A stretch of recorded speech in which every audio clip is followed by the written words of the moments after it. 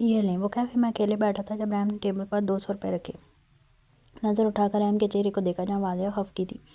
شکریہ، میں تم سے یہ پیسے کبھی نہیں لیتا، پر میرے لیے یہ پیسے قیمتی ہیں جنہیں تم نے جمع کیا تھا، میں ساری زندگی انہیں سنبھال کر رکھوں گا۔ وہ مسکرا کر پیسے جیب میں رکھ چکا تھا۔ گہری نظروں سے رحم کا چہرہ دیکھتے کہا، وہ جان بوجھ کے اکیلے کیفے میں بیٹھا تھا کیونکہ جانتا تھا کل کی شرط کی وجہ سے وہ ضرور اسے اپنی شکل دکھانے آئے گی۔ جی رحم آنکھیں پھاڑے اسے دیکھ رہی تھی۔ جب ادھر ادھر دیکھتے ایان نے اس کے چہرے پر پھونک ماری۔ وہ چونکہ پیچھے ہوئی، دل اچانک سپیڈ سے دھڑکنے لگا۔ اس کی غیر ہوتی حالت دیکھ ایان کی مسکراہٹ گہری ہوئی۔ حسین لگ رہی ہو۔ ایک بھرپور نظر اس کے چہرے پر ڈالتے ہوئے رحم کو پتھر چھوڑ وہاں سے واک آؤٹ کر گیا۔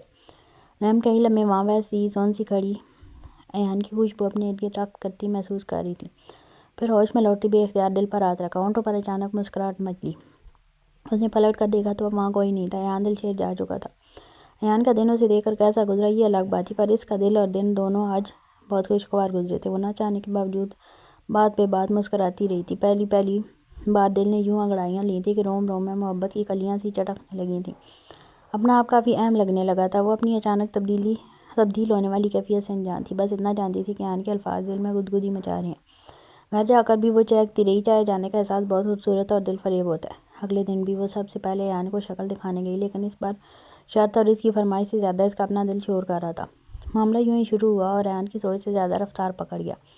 محض 4 دن لگے تھے اور اب وہ ایان کو دیکھ کر شرمانے لگی تھی۔ اس کی نگاہوں میں دیکھتے جھجکنے لگی۔ انگ انگ سے محبت کے سوتے اچھا جو بھی ہے پھوٹتے محسوس ہوئے۔ بات بے بات مسکرانے لگی۔ کیوں نہ کرتی؟ یہ واردات دل کے ساتھ ایسی ہی تو ہوتی ہے۔ وہ چپکے سے دبے پاؤں۔ محبت ایسے ہی تو دل میں پنجے گاڑتی ہے کہ ہر لمحے کے ساتھ اپنے ساتھ جکڑتی جاتی ہے۔ کچھ ایسے ہی ایان کے ساتھ ہوا تھا۔ اس کے کاغذ جیسے دل پر روز ایان کے خوبصورت جملے اور محبت بھری نگاہیں اپنی تحریریں رقم کرتی تھیں۔ وہ گھر میں اکیلے بھی مسکرانے لگی تھی۔ اس کے اندر چند دنوں میں رونما ہونے والی یہ تبدیلی نعمان علی نے بخوبی نوٹس کی تھی۔ ایک عمر گزاری تھی۔ انہوں نے بیٹی کو بہت اچھے سے پہچانتے تھے۔ اس کی آنکھوں میں در آنے والی 7 رنگوں کو آخر کیوں نہ سمجھتے، پر ڈائریکٹ پوچھنا یا روکنا انہیں مناسب نہیں لگا۔ اس وجہ سے کوئی بہتر طریقہ سوچنے لگے۔ کیا ہو رہا ہے گڑیا؟ صبح 7 بجے کے وقت کچن میں داخل ہوتے پوچھ لیں گے۔ وہ بابا میری دوست کو میرے ہاتھ کا پراٹھا بہت پسند ہے تو اسی کے لیے میتھی کا پراٹھا بنا رہی تھی۔ وہ لب کو ترتی بتانے لگی۔ اس کا لہجہ بتا رہا تھا وہ جھوٹ کہہ رہی ہے۔ کیا نام ہے دوست کا؟ سادگی سے ایک اور سوال کیا۔ نیلم۔ نئی دوست بنی ہے، آپ نہیں جانتے؟ پراٹھا توے پر ڈالتے آنکھیں میچتے جواب دیا۔ صحیح ہے، ایسے دوست مت بنانا جس سے عزت پر حرف آئے۔ باقی میری گڑیا بہت سمجھدار ہے۔ وہ بول کر کچن سے نکل گئے تھے، لیکن رحم کو ساکت چھوڑ گئے۔ وہ لب کو ترتی سوچنے لگی۔ ہاں انجانے میں محبت ہوگی تھی، مگر اس محبت سے زیادہ اسے ہمیشہ اپنی عزت خودداری ہی پیاری رہنی تھی۔ وہ کسی قیمت پر اپنی عزت پر حرف بھی نہیں آنے دینے والی تھی۔ پر اس کی عزت پر حرف کیسے آتا؟ ایان دلشیر اس کے باپ کا مالک تھا۔ بقول اس کے بابا کے بہت نیک سیرت اور اچھے کردار کا رحم دل شخص تھا۔ نعمان علی کو پسند تھا۔ وہ رشتہ مانگتا تو نعمان علی خوشی خوشی راضی ہو جاتے۔ وہ مطمئن تھی کہ معاملہ ایان اس طرح ڈیل کرے گا کہ اس کے بابا کو شک بھی نہیں ہوگا کہ اس میں وہ یا اس کی پسندیدگی بھی شامل ہے۔ یوں بھی وہ جس طرح سے دیکھتا تھا، تعریف کرتا تھا، اس کی عزت و احترام کرتا تھا، رحم سے جھلکتی نظر آتی تھی۔ رحم کو اس کی محبت اس کے ہر عمل سے جھلکتی نظر آتی تھی۔ ابھی تک ایان نے کبھی اس کا ہاتھ تک پکڑنے کی بھی کوشش نہیں کی تھی۔ ہاں پر کبھی کبھی اسے ایان کی نظریں بے باک لگتی تھیں، مگر وہ اس کتاب نہ لاتے خود کو اس کے سامنے سے غائب کر لیا کرتی تھی۔ انہی سب باتوں کو سوچتے اس نے ڈبے میں پراٹھا اور چٹنی رکھی، تیار ہو کر عبایا پہنا، حجاب باندھا اور یونیورسٹی چلی گئی۔ یونیورسٹی کے کیفے میں داخل ہوئی تو اس بار ایان کے ساتھ زین، ضیاء اور ملک بھی تھے، لیکن پھر یہ سوچ کر خود اعتماد ہوئی کہ ایان کے دوست ہیں۔ وہ خاموشی سے کچھ فاصلے پر کھڑی ہوئی تو سب اس کی جانب دیکھنے لگے۔ ایان گہرا مسکرایا اور ایک نظر زین کے چہرے پر ڈالی، جو رحم کو دیکھتے نظر پھیر گیا تھا۔ ایان سوچ رہا تھا کہ شاید رحم کو انوالو ہوتے دیکھ اس کا دل رحم سے اچاٹ ہو رہا ہے، جبکہ حقیقت بھی یہی تھی۔ زین تو آج کل اس چھوٹے فتنے سیر میں اٹکا ہوا تھا اور اب دماغ کہیں نہ کہیں اس رشتے کو قبول کرنے پر آمادگی دے رہا تھا۔ رحم کو تو وہ پہلے ہی بھول چکا تھا۔ رحم اس کی محبت نہیں صرف پسند تھی، وہ بھی آئیڈیل والی پسند۔ اس لحاظ سے تو کسی کو کوئی بھی پسند آ سکتا ہے۔ ایان نے آگے بڑھتے سے ٹفن باکس لیا۔ یہ پلکیں گرا کے انہیں یوں اٹھانا، بتاؤ میری جان سیکھا کہاں سے؟ وہ رحم کے اٹھتی گرتی پلکوں کے رقص کو دیکھا گنگناتے ہوئے پلٹ گیا۔ جب اس کے انداز پر رحم کی حالت ایک بار پھر گہر ہونے لگی، چہرہ سرخ ہوتا دیکھنے لگا۔ اگلے ہی لمحے وہ وہاں سے بھاگتے ہوئے کیفے سے باہر نکلی، پھر کچھ سوچتے واپس پلٹی۔ یہ تو بولنا بھول ہی گئی تھی کہ ٹفن باکس واپس دے دینا، کیونکہ گھر سے اس کے 3 ٹفن باکس غائب ہو گئے تھے اور اب کوئی ٹفن باکس نہیں بچا تھا۔ لیکن جب ٹفن باکس لینے اندر گئی تو کچھ فاصلے پر رکتے اس کے چہرے کی رنگت متغیر ہوگی۔ جب ایان نے بہرے کو بلا کر وہ ٹفن باکس اسے دے دیا، ساتھ اندر موجود پراٹھا بھی اس بہرے کو دے دیا۔ وہ وہیں کھڑی ساکت نظروں سے ایان کو دیکھ رہی تھی۔ سب سے پہلے رحم پر ضیاء کی نظر پڑی۔ آگ سے کھیلنے کا شوق ہے تو جلنے کی ہمت بھی رکھنا۔ ضیاء نے مسکراتے ہوئے ایان کے کان میں کہا تو وہ ناسمجھی سے ضیاء کو دیکھنے لگا۔ اس کی نظروں کے تعاقب میں رحم کو نم آنکھیں لیے کھڑا دیکھا تو پل میں سنجیدہ ہوا۔ اس کے دیکھنے پر رحم فوراً وہاں سے نکل گئی۔ ایان نے گہری سانس لیتے آنکھیں بند کر کھولیں، پھر ایسا ہو گیا جیسے کچھ ہوا ہی نہ ہو، جبکہ دل و دماغ دونوں ان نام نگاہوں میں کہیں جا اٹکے تھے۔ یہ سوچ رہے میں جل جاؤں گی، میری جوتی جلتی ہے۔ ایک نظر ضیاء کے ساتھ چپک کر بیٹھتی کلاس کی ایک حسین لڑکی کو دیکھ اس کی ناک سرخ ہونے لگی تھی۔ بائیں جانب کی کن پٹی کی نس تیزی سے پھڑکنے لگی۔ وہ بے چینی سے اپنی ٹانگ ہلانے لگی۔ کل رات کے بعد صبح وہ دونوں ریگولر روٹین کے حساب سے یونیورسٹی آئے تھے۔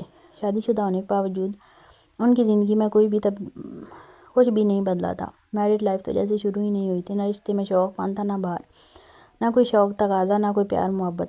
بھاڑ میں جائیے قبر میں ایسے ہی سانپ چپٹے گا جیسے یہ لڑکی چمٹ رہی ہے، بے حیا آدمی۔ وہ سے ضیاء کو گھورتے وہ پیر پٹکتی کلاس سے باہر نکل گئی۔ ضیاء نے اس کے جاتے خوشی سے رینا اور ایحان کے ہاتھ پر ہاتھ مارا۔ تمہیں لگتا ہے ضیاء یہ طریقہ کام کرے گا؟ اگر وہ بدظن ہوگی تو؟ رینا نے تجسس سے پوچھا۔ کام نہیں کرے گا بلکہ آگ لگا دے گا۔ ویسے بھی اس نے منع کیا تھا نا یونی میں کسی کو ہماری شادی کا مت بنانا، تو اب وہ محترمہ خود سب کے سامنے قبول کریں گی کہ ضیاء حیدر کی بیوی ہے۔ فخریہ کہتا وہ ایان کو وکٹری کا سائن اشارہ کرتا خود بھی باہر نکل گیا۔ جب تک وہ یونی گراؤنڈ تک پہنچا اسے معلوم ہوا نورین گھر کے لیے نکل چکی ہے۔ آخری سیمسٹر میں اتنی لاپرواہی میں سے سختی کرنا پڑے گی ورنہ فیل ہو کر ناک کٹوا دیں گی آپ۔ سگریٹ سلگاتا وہ اپنی گاڑی کی طرف بڑھ گیا اور اس سگریٹ نوشی کی لت بھی اسی دوشیزہ کی وجہ سے لگی تھی جو نہ جانے اس سے کیا چاہتی تھی۔ گاڑی میں بیٹھتے اس نے گاڑی سٹارٹ کر کے یونیورسٹی گیٹ سے باہر لی تو اچانک فون رنگ ہوا۔ دوسری جانب عالیہ بیگم تھی۔ یس مام، فون کان سے لگاتے مسکراتے لہجے میں پوچھا۔ تمہارے ڈیڈ کے دوست تم سے ملنا چاہتے ہیں، میں انہیں کسی وقت بلاؤں؟ تم گھر کب آؤ گے؟ انہوں نے سادہ سے لہجے میں پوچھا تو ضیاء نے خفت سے سر جھٹکا۔ گھر تو میں ابھی آ رہا ہوں پر آپ شام کو بلا لیجیے۔ چند مزید ضروری کلمات ادا کرتے وہ رابطہ منقطع کر گیا، جبکہ عالیہ نے پاس بیٹھے مہران کو تھمز اپ کا اشارہ کیا اور پھر گہرا مسکراتے اس کمرے کے دروازے کو دیکھا جس میں چند لمحے پہلے نورین گئی تھی۔ زیادہ چپکنے کی کوشش مت کرنا، صرف یہ تاثر دینا کہ سب کچھ اس کی رضامندی سے ہو رہا ہے۔ انہوں نے مہران کو نصیحت کی تو وہ اپنی شیطانی مسکراہٹ دباتے نورین کے کمرے کی طرف بڑھ گیا۔ دروازے پر دستک دی۔ چند لمحے گزرے تھے کہ نورین نے کمرے کا دروازہ کھولا۔ سامنے ہی مہران کو کھڑے دیکھ ماتھے پر بال نمودار ہوئے۔ تم یہاں کیا کر رہے ہو؟ اگلے ہی لمحے نورین گھبرائی تو مہران مٹھی بھیج گیا۔ اس مڈل کلاس لڑکی کی شادی امیر لڑکے سے کیا ہو گئی تھی؟ اس کے تو تیور ہی بدل گئے تھے۔ میں معافی مانگنے آیا تھا۔ دراصل ابھی وہ کہہ ہی رہا تھا جب نورین نے ہاتھ اٹھاتے اسے مزید کہنے سے روکا۔ نہیں چاہیے تمہاری معذرت، شکریہ، اب تم جا سکتے ہو یہاں سے۔ وہ دروازہ اس کے منہ پر بند کرنے لگی لیکن اس سے پہلے مہران دروازہ مکمل کھولتا کمرے کے اندر داخل ہو گیا۔ یہ کیا بدتمیزی ہے؟ وہ تقریباً چلائی تو مہران نے ناگواری سے نورین کو دیکھا۔ بدتمیزی نہیں بلکہ بدتمیزی کی معافی مانگ رہا ہوں۔ اب میری پوری بات سن لے پھر میں چلا جاؤں گا، مہران نے اب کی بار سختی سے کہا تو نورین کا دل خوف پکڑنے لگا۔ بساختہ نظر دروازے پر جاتی دعا کرنے لگی کہ ضیاء کہیں سے نمودار ہو جائے۔ یوں بھی وہ بھاگنے کی کوشش کر رہی تھی، ابھی فائدہ نہ ہوتا کہ وہ دروازے کے درمیان ہی کھڑا تھا۔ بولو، میں سن رہی ہوں، اس نے لہجہ مضبوط رکھتے کہا تو مہران گہرا مسکرایا۔ میں کہہ رہا تھا مجھے نہیں معلوم تھا پاکستان کا ماحول اتنا ریزرو ہے۔ دراصل میں جس مال میں رہا ہوں وہ بہت آزاد مال ہے۔ اچانک پیچھے پلٹتے مہران نے دروازہ اندر سے بند کیا، ساتھ لاک بھی کیا کہ نورین کے پیروں تلے زمین کھسکنے لگی۔ یہ کیا کر رہے ہو؟ دروازہ کھولو۔ نورین دہاڑی۔ تھپڑ نہیں مارنا چاہیے تھا بھابی جان آپ کو، کمینے پن سے کہتا وہ نورین کے قریب بڑھنے لگا تو نورین فوراً صوفے کے پیچھے ہوئی۔ ٹیبل سے اپنا فون اٹھاتی وہ واش روم کی طرف بھاگی لیکن اس سے پہلے اس کے ہاتھ کی گرفت مہران کے ہاتھ میں تھی۔ اتنی جلدی کیا ہے بھابی جان؟ اپنے شوہر کو بلانے کی، کچھ وقت بعد وہ خود ہی آ جائے گا، وقت کم ہے، ذرا مجھ پر توجہ دیں۔ نورین کی دونوں کلائیاں اپنی مٹھی میں بیٹھے وہ دانت پیستے اپنا چہرہ نورین کے چہرے کے قریب کرنے ہی لگا تھا جب نورین نے اپنی ٹانگ فولڈ کر کے گھٹنا زوردار طریقے سے اس کے پہلو کے نیچے دے مارا۔ یہ سب اتنا اچانک تھا کہ مہران درد سے بلبلاتا پیچھے ہٹا۔ موقع کو غنیمت جانتی نورین دروازے کی جانب بھاگی پر مہران نے بالوں سے زور سے دبوچتے اسے بیڈ پر دھکیلا اور اتنی تیزی سے اپنی شرٹ تن سے جدا کی۔ ابھی وہ نورین پر جھکا ہی تھا جب ایک بار پھر دروازے پر دستک ہوئی۔ دستک کافی تیز تھی۔ نورین! ضیاء کی سخت آواز پر نورین کی جان ہلک میں آئی۔ وہ چلانا چاہتی تھی پر مہران نے اس کے منہ پر مٹھی جما دی۔ نو بیبی، اندر وہ ضرور آئے گا پر ابھی نہیں، کچھ دیر بعد۔ نورین کی ہاتھ دبوچتی کلائی اپنی ہونٹوں کے قریب لاتے وہ گہرا مسکرایا۔ نورین اسے اپنا آپ چھڑوانے لگی لیکن جب بھی ایک درد کی شدید لہر وجود میں سرایت کر گئی جب مہران نے اس کی ہاتھ کی پشت پر بری طرح اپنے دانت کاڑے، دوسرے ہاتھ سے نورین کا منہ دبایا ہوا تھا۔ ضیاء یونیورسٹی سے آتا کمرے کی طرف قدم بڑھا ہی رہا تھا جب اچانک عالیہ بیگم رستے میں آئی۔ میں نے کہا تھا تم سے یہ مڈل کلاس لڑکیاں کسی کی وفادار نہیں ہوتی۔ کیا تم جانتے ہو وہ آج یونیورسٹی سے گھر جلدی کیوں آئی ہے؟ وہ تڑک کر بولی تو ضیاء نے ناسمجھی سے دیکھنے لگا۔ وہ اپنے ساتھ مہران کو اپنے کمرے میں لے کر گئی ہے۔ ان کا کہنا تھا کہ ضیاء کو شدت سے کچھ انتہائی غلط ہونے کا احساس ہوا۔ قدم بے ساختہ ڈگمگائے وہ اپنے کمرے میں جانے کے لیے دروازہ کھولنے لگا تو اندازہ ہوا دروازہ لاک ہے۔ یہ دیکھتے عالیہ بیگم کی پیشانی پر بل پڑے۔ کتنی بار سمجھایا تھا مہران کو کہ دروازہ کھلا رکھنا، پر اس نے دروازہ لاک کیا تھا کیوں؟ عالیہ بیگم بھاگتی ہوئی گئیں اور ڈپلیکیٹ چابیوں کو کچھ ضیاء کے ہاتھ میں دیا۔ کمرے کا دروازہ کھولتے وہ جو ہی اندر داخل ہوا اس کی روح فنا ہونے لگی۔ مہران شرٹ لیس نورین کے کندھوں پر جھکا ہوا تھا۔ اس سے پہلے نورین چیختی یا کوئی دوسری مزاحمت کرتی عالیہ بیگم فوراً چیخی۔ یہ کیا ہو رہا ہے؟ عالیہ بیگم کی چیخ سن مہران ایک جھٹکے سے پیچھے ہوا، جبکہ ضیاء کی نظریں نورین کے بکھرے حلیے پر تھیں۔ آنکھیں گویا خون چھلکانے لگیں۔ مہران نے عالیہ بیگم کو ایک آنکھ ماری اور کمرے سے نکلنے لگا۔ جب ضیاء نے اسے بازو سے پکڑتے روکا اور روتی ہوئی نورین سے اپنی نظریں ہٹائیں، اگلے ہی لمحے ضیاء نے مہران کے جبڑے پر ایک زوردار پنچ مارا اور وہ مکہ ایسا تھا کہ مہران کے دانت تک ہل گئے تھے۔ مہران اس کے لیے تیار نہیں تھا، اس لیے لڑکھڑاتا زمین پر گرا۔ اس سے پہلے ضیاء مہران پر یا مہران ضیاء پر جھپٹتا، عالیہ بیگم بیچ میں دیوار بن گئی۔ اسے میں دیکھ لوں گی، اس نے اپنی بھابھی پر ایسی نظر کیوں رکھی؟ کیوں اس مکار لڑکی کے بہکاوے میں آیا؟ اس کی اتنی ہمت کیسے بڑھی کہ یہ یہاں اس کمرے تک چلا آیا؟ تم اپنی بیوی کو سنبھالو، کتنوں کو مارتے پھرو گے، کتنوں کو روکو گے، جبکہ تمہاری بیوی خود سب کو دعوت نامہ پیش کرتی ہے، نفرت سے کہتی۔ وہ مہران کو کمرے سے لے کر نکل گئی۔ نورین پتھر بنی کھڑی تھی۔ عالیہ بیگم کے زہریلے جملوں نے سماعتیں شال کر دی تھیں۔ ان کے جاتے ہی ضیاء بھی کمرے سے باہر نکل گیا۔ کچھ انہونی ہونے کا احساس سابق کی طرح روح پر پڑتا روح کو زخمی کر رہا تھا۔ وہ کڑیوں سے کڑیاں ملاتا گیا تو روح کو بہت بڑا دھچکا لگا۔ اپنی ہی بیٹی جیسی بہو کو وہ نیچے گرانے میں خود پاتال کی گہرائیوں تک جا گری تھی شاید۔ نورین بیڈ پر گرتی بلک بلک کر رونے لگی۔ ضیاء نکل کر باہر آیا تو نظر مہران پر پڑی جو صوفے پر بیٹھا تھا اور عالیہ بیگم اس کے منہ پر مرہم لگا رہی تھی۔ آج کی فلائٹ سے یہ واپس اپنے ملک جائے گا یا پھر قبرستان؟ ضیاء نے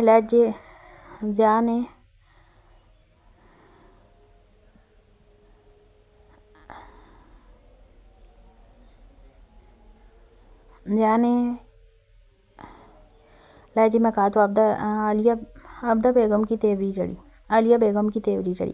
اور تمہاری وہ آوارہ بیوی کہاں جائے گی؟ ان کے سوال پر ضیاء نے سختی سے مٹھیاں بھیجی۔ بس کریں، اس کا حساب میں کر لوں گا، پر یہ ابھی میرے گھر سے جا رہا ہے، آپ نے اسے یہاں سے بھیجنا ہے یا میں یہاں سے جاؤں؟ میرے گھر آنے تک یہ یہاں مجھے اس گھر میں نظر نہیں آئے۔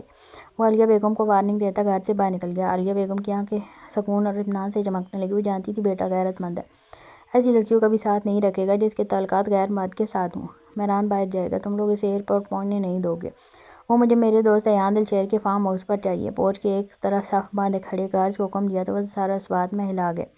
وہ سخت تاثرات لیے قدم پیچھے لینے گا اور ایک بار پھر اندر کی طرف بڑھ گیا۔ اب کہ اس کی راہ کمرے کی طرف تھی، اس نے گہرے گہرے سانس بھرتے کمرے میں داخل ہوتے دروازہ بند کیا اور بنا کسی اور جانب دیکھے وہ صوفے پر گرنے کے انداز میں بیٹھا اور سانس تھامتے صوفے کی پشت سے لگایا، ساتھ ہی آنکھیں مول لیا۔ سے ہی کتنے لمحے سرکے تھے کہ گھٹنوں پر کسی کے نرم ہاتھ کا لمس محسوس ہوا۔ آنکھیں کھولتے وہ جھٹکے سے سیدھا ہوا تو نورین سر جھکائے بیٹھی ہوئی عائشہ بے آواز آنسو بہا رہی تھی۔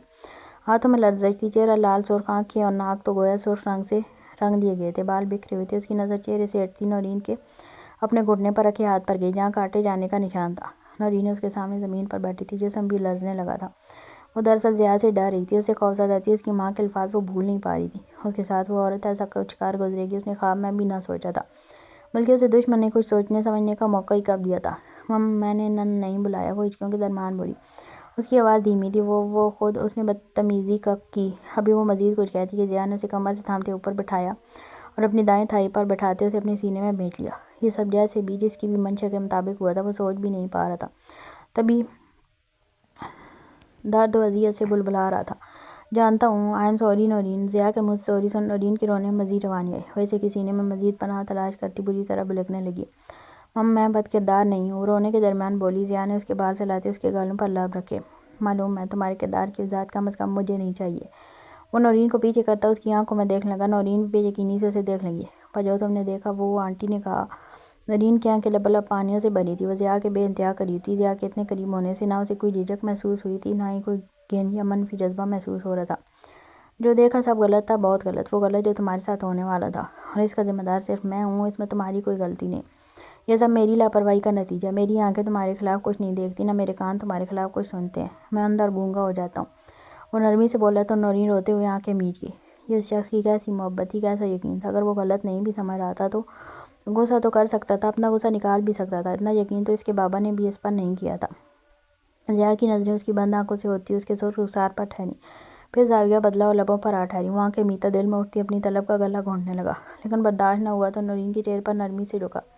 نورین جو آنکھیں بند کیے ہوئے تھی، اس کی اس شوق بھری جسارت پر آنکھیں پوری کھل گئیں۔ اس نے مزاحمت نہیں کی، نہ ضیاء کو پیچھے کیا، نہ خود دور ہونے کی کوشش کی، بلکہ واپس اپنی آنکھیں بند کر لیں اس کی غیر ہوتی حالت کے پیش نظر کچھ لمحوں بعد ضیاء پیچھے ہٹا، کوئی مزاحمت نہ دیکھ دل مزید منمانیاں کرنے کو مچلنے لگا۔ وہ جانچنے کو ایک بار پھر اس کے چہرے کے قریب ہوا، پر اس بار بھی کوئی مزاحمت نہ ہوتے دیکھ دل حلق میں دھڑکنے لگا۔ دوسری جانب نورین کی حالت بھی کچھ ایسی تھی، دل باہر آنے کو تھا، پر آج وہ ضیاء کو جھٹک نہیں سکتی تھی۔ اسے خود سے دور جھٹکنے کی تمام تر وجوہات آج اپنی موت آپ مار گئی تھیں۔ ایک، اس نے اسے اپنا اعتبار سونپ کر جیسے اسے خرید لیا تھا، اس کی روح کو اسیر کیا تھا، اسے عزت و احترام دے کر اسے اپنی نگاہوں میں معتبر کر دیا تھا۔ کچھ اس کا لمس پاکیزگی میں ڈوبا ہوا تھا، یہ لمس اس کی روح میں اتر کے اسے معطر کر رہا تھا، حالانکہ اس طرح اس کو چھونے والا وہ پہلا شخص تھا۔ پھر بھی یہ لمس اس کا دل گدگدا رہا تھا، اسے عجیب سی سرشاری سے دوچار کر رہا تھا۔ وہ ضیاء سے خفا تھی، نفرت کی دعوے دار تھی کہ ضیاء نے اس کے باپ کا اعتبار اس کے لیے ختم کیا تھا، پر آج احساس ہو رہا تھا اس کے باپ کا اعتبار اس لیے ٹوٹا تھا کیونکہ ان کا اعتبار ضیاء کی طرح اندھا اور بہرا نہیں تھا۔ اسے اب ضیاء کا لمس اپنی گردن پر محسوس ہو رہا تھا، آنکھیں اور تیزی سے میچتی، وہ ضیاء سے بچنے کے لیے ضیاء کے ہی سینے سے لگ گئی۔ خود کو ضیاء کے سینے میں چھپاتے گویا پناہ طلب کرنی چاہیے، البتہ اس کی یہ خوبصورت اور جان لیوا ادا مقابل کے تمام تر سوئے احساسات و جذبات جگا چکی تھی۔ یہ نخرہ اور مزاحمت نہ کرنے پر ضیاء سرشاری سے مسکرایا، نورین کو باہوں میں تھامتے کھڑا ہوا اور بیڈ پر لایا، نرمی سے بیڈ پر لٹا دے، کمرے کی تمام لائٹس آف کرتے، کھڑکی پر پردے ڈالے۔ یہ سب دیکھتے نورین کے پسینے چھوٹنے لگے، کچھ دیر پہلے جو ڈپریشن تھا وہ سب ہوا ہو گیا، مہران خبیث تو جیسے بھول ہی گیا، وہ یاد تھا تو اب صرف ضیاء حیدر یاد تھا۔ وہ ضیاء کو بیڈ کی جانب بڑھتے دیکھنے لگی تو دل حلق میں آ گیا، سمجھ نہیں آیا کیا کرے، اس وقت اسے روکنا اس کا مان توڑنے کے مترادف تھا، اور خوف حد سے سوا۔ ضیاء، وہ بہت دھیمی آواز میں پکارنے لگی۔ جب ضیاء اس کے پہلو میں بیٹھا اور تکیے پر نیم دراز ہوا اور پھر نورین کا بازو پکڑتے اسے بھی اپنے ساتھ لٹایا۔ یہ دیکھ نورین نے سکون کی سانس خارج کی اور مسکرا کر منہ مزید ضیاء کے سینے کے قریب کر کے آنکھیں موند لیں۔ اس لمحے وہ خود سے اقرار کر رہی تھی کہ شادی ایک خوبصورت رشتہ ہے، اور شوہر کی پناہ سب سے میٹھی، محفوظ اور خوبصورت آرامگاہ۔ اس نے کبھی اتنے حسین احساسات اپنے دل میں پنپتے محسوس ہی نہیں کیے تھے، جس قدر خوبصورت جذبات ابھی اس کے دل میں بیدار ہو رہے تھے۔ دھڑکنیں رقص کر رہی تھیں، اسے پہلی بار اپنے نصیب پر رشک آ رہا تھا، شاید دل و دماغ میں محبت پنپنے لگی تھی جو وہ اپنے پورے وجود میں پھیلتی محسوس کر رہی تھی، صرف ضیاء کے اندھے اور بہرے یقین پر۔ اب اسے سمجھ آیا عورت دولت محبت سے زیادہ عزت اور احترام کو کیوں فوقیت دیتی ہے۔ یہ دو چیزیں رشتے میں جان کیسے ڈال دیتی ہیں، کیسے ایک عورت کو معتبر کر دیتی ہیں۔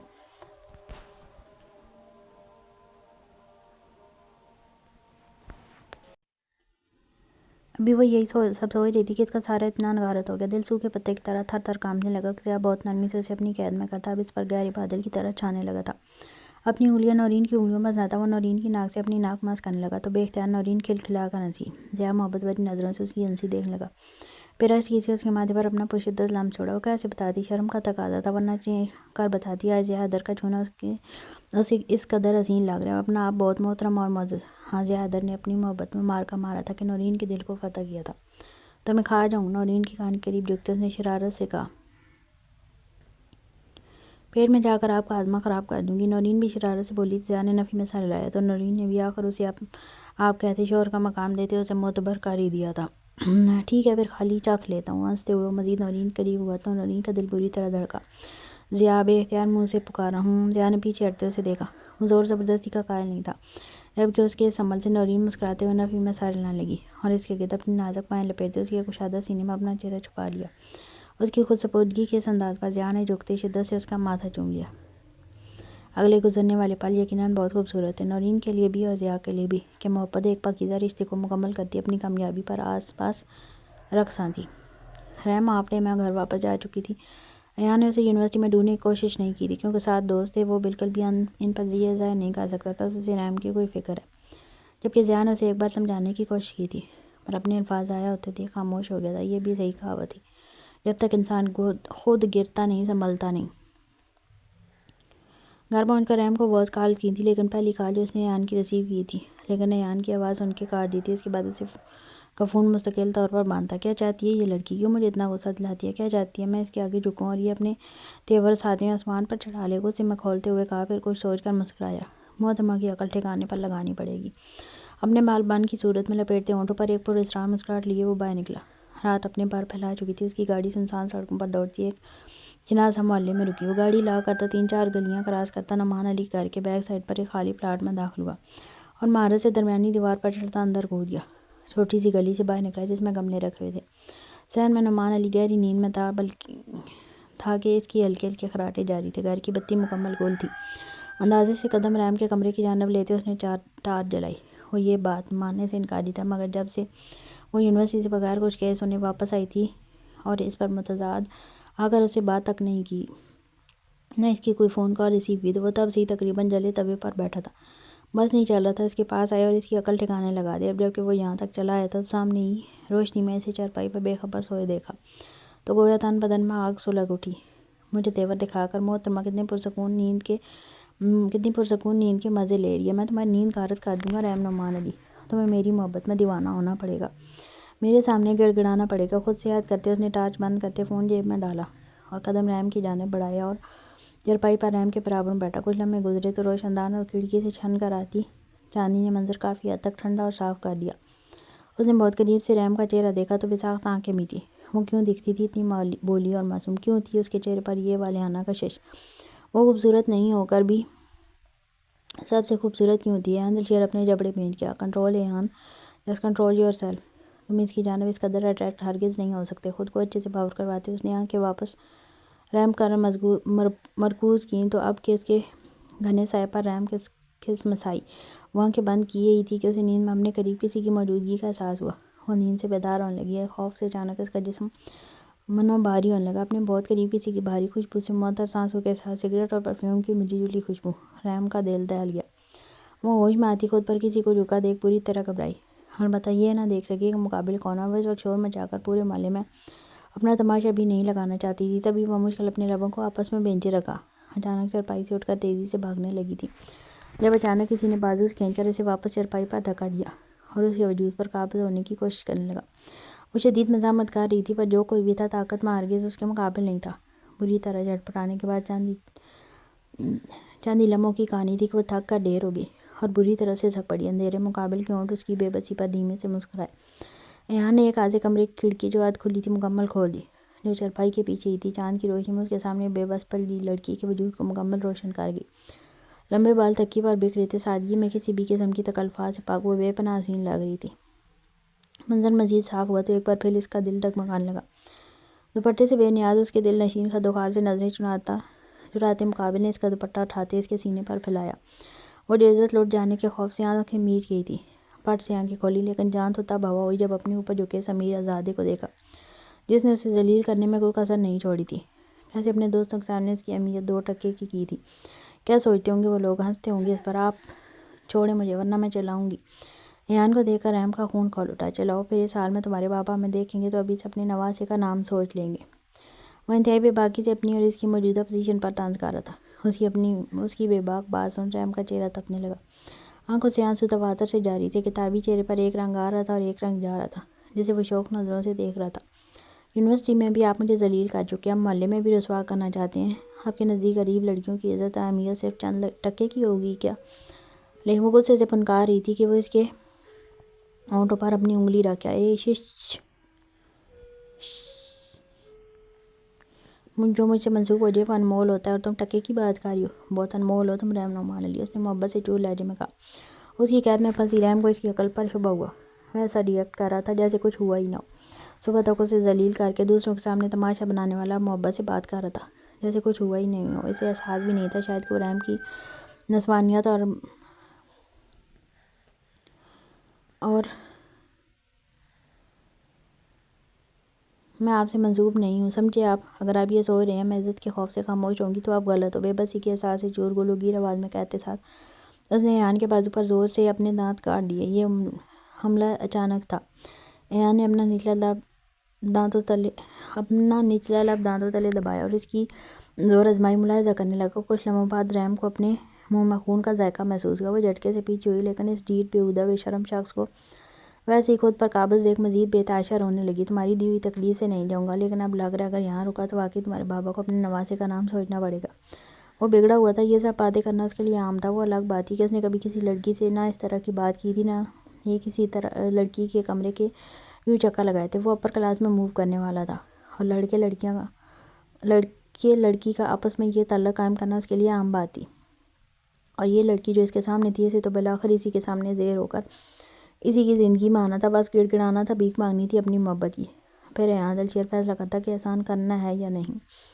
ایان کی بات سن رحم کی آنکھیں خوف سے پھیلی. ایان اس کی آنکھوں میں خوف دیکھ اس کے چہرے پر جھکا تو وہ فوراً آنکھیں میر گئی. ڈونٹ وری، اتنی جلدی پاپا نہیں بننا مجھے. شادی سے پہلے تمہیں بالکل نہیں چھوؤں گا، لیکن اب مجھے لگتا ہے شادی بہت جلد کرنی پڑے گی. اس کے چہرے پر پھونک مارتے وہ اٹھ کھڑا ہوا اور ایک بھرپور نظر اس کی بند آنکھوں، لرزتی پلکوں، کپکپاتے وجود پر ڈالتے، چہرے پر ماسک لگاتا ہڈی پہنے کمرے سے نکل گیا. وہ جتنی خاموشی سے اس گھر میں داخل ہوا تھا اتنی خاموشی سے اس گھر سے باہر نکل گیا. آ کر اپنی گاڑی میں بیٹھا اور سیٹ سے سر ٹکا کر آنکھیں موڑ لی. آنکھوں کے پردے پر ابھی کچھ لمحے قبل کا منظر پوری آب و تاب سے جگمگاتا رگوں میں عجیب سا سرور دوڑا رہا تھا. وہ اس سرور سے باہر نہیں نکلنا چاہتا تھا، مگر خون کی بجتی رگ نے اس گہری سوچ میں مخل ڈالا تو کشادہ ماتھے پر بلوں کا جال سا بچھ گیا. فون اٹھا کر دیکھا تو ٹچ اسکرین پر بہران دل شیر کا نمبر جگمگا رہا تھا. جیسے دیکھو اس کی کن پٹیوں کی رگیں مزید پھولنے لگیں. یقیناً پھر سے اسے معلوم ہو گیا ہوگا کہ وہ اس وقت کہاں اور کیوں موجود ہے. وہ کیا جواب دے گا؟ اس کے پاس اس کی یہاں موجودگی کی کوئی معقول ترین وجہ موجود ہی نہیں تھی. اس نے کال نظر انداز کرنا چاہیے، مگر وہ جانتا تھا بات کیے بغیر جان نہیں چھوٹے گی. تبھی کال یس کر کے فون کان کو لگایا کہ یہ لہجہ بیزاری پر رہتا. ایان، تم رات کے اس پیر وہاں اس بچی کے پاس کیا کرنے گئے تھے؟ کیا تعلق ہے تمہارا اس سے؟ سرد و سپاٹ لہجے میں پوچھا گیا تھا. ایان جانتا تھا بحث کا کوئی فائدہ نہیں. میری انا کو ٹھیس پہنچائی ہے اس نے. وہ میری ضد بن چکی ہے، میرے لیے محض ایک کھلونا جسے میں اپنا دل بہل جانے تک کھیلنے کا ارادہ رکھتا ہوں. اس لیے آپ انٹرفیئر مت کریں. بلکہ بچپن سے لے کر آج تک آپ نے میری ہر ضد پوری کی ہے تو ہوپ سو یہ بھی پوری ہونے دیں گے. ایان کا لہجہ بے تاثر تھا، لیکن بہران دل شیر کے لہجے سے ہی اس کی روح تک میں جھانک چکا تھا. آخر بہران دل شیر کو اپنی باتوں میں الجھانا اتنا آسان کب تھا؟ اوکے رائٹ، کل وہ یونیورسٹی سے تمہارے فلیٹ پر پہنچا دی جائے گی. جتنا مرضی کھیل لینا، مگر میں نہیں چاہتا اس کی وجہ سے بعد میں تمہارے ساتھ کوئی پرابلم ہو تو دل بہلانے کے بعد گلا دبا کر راوی میں پھینک آنا.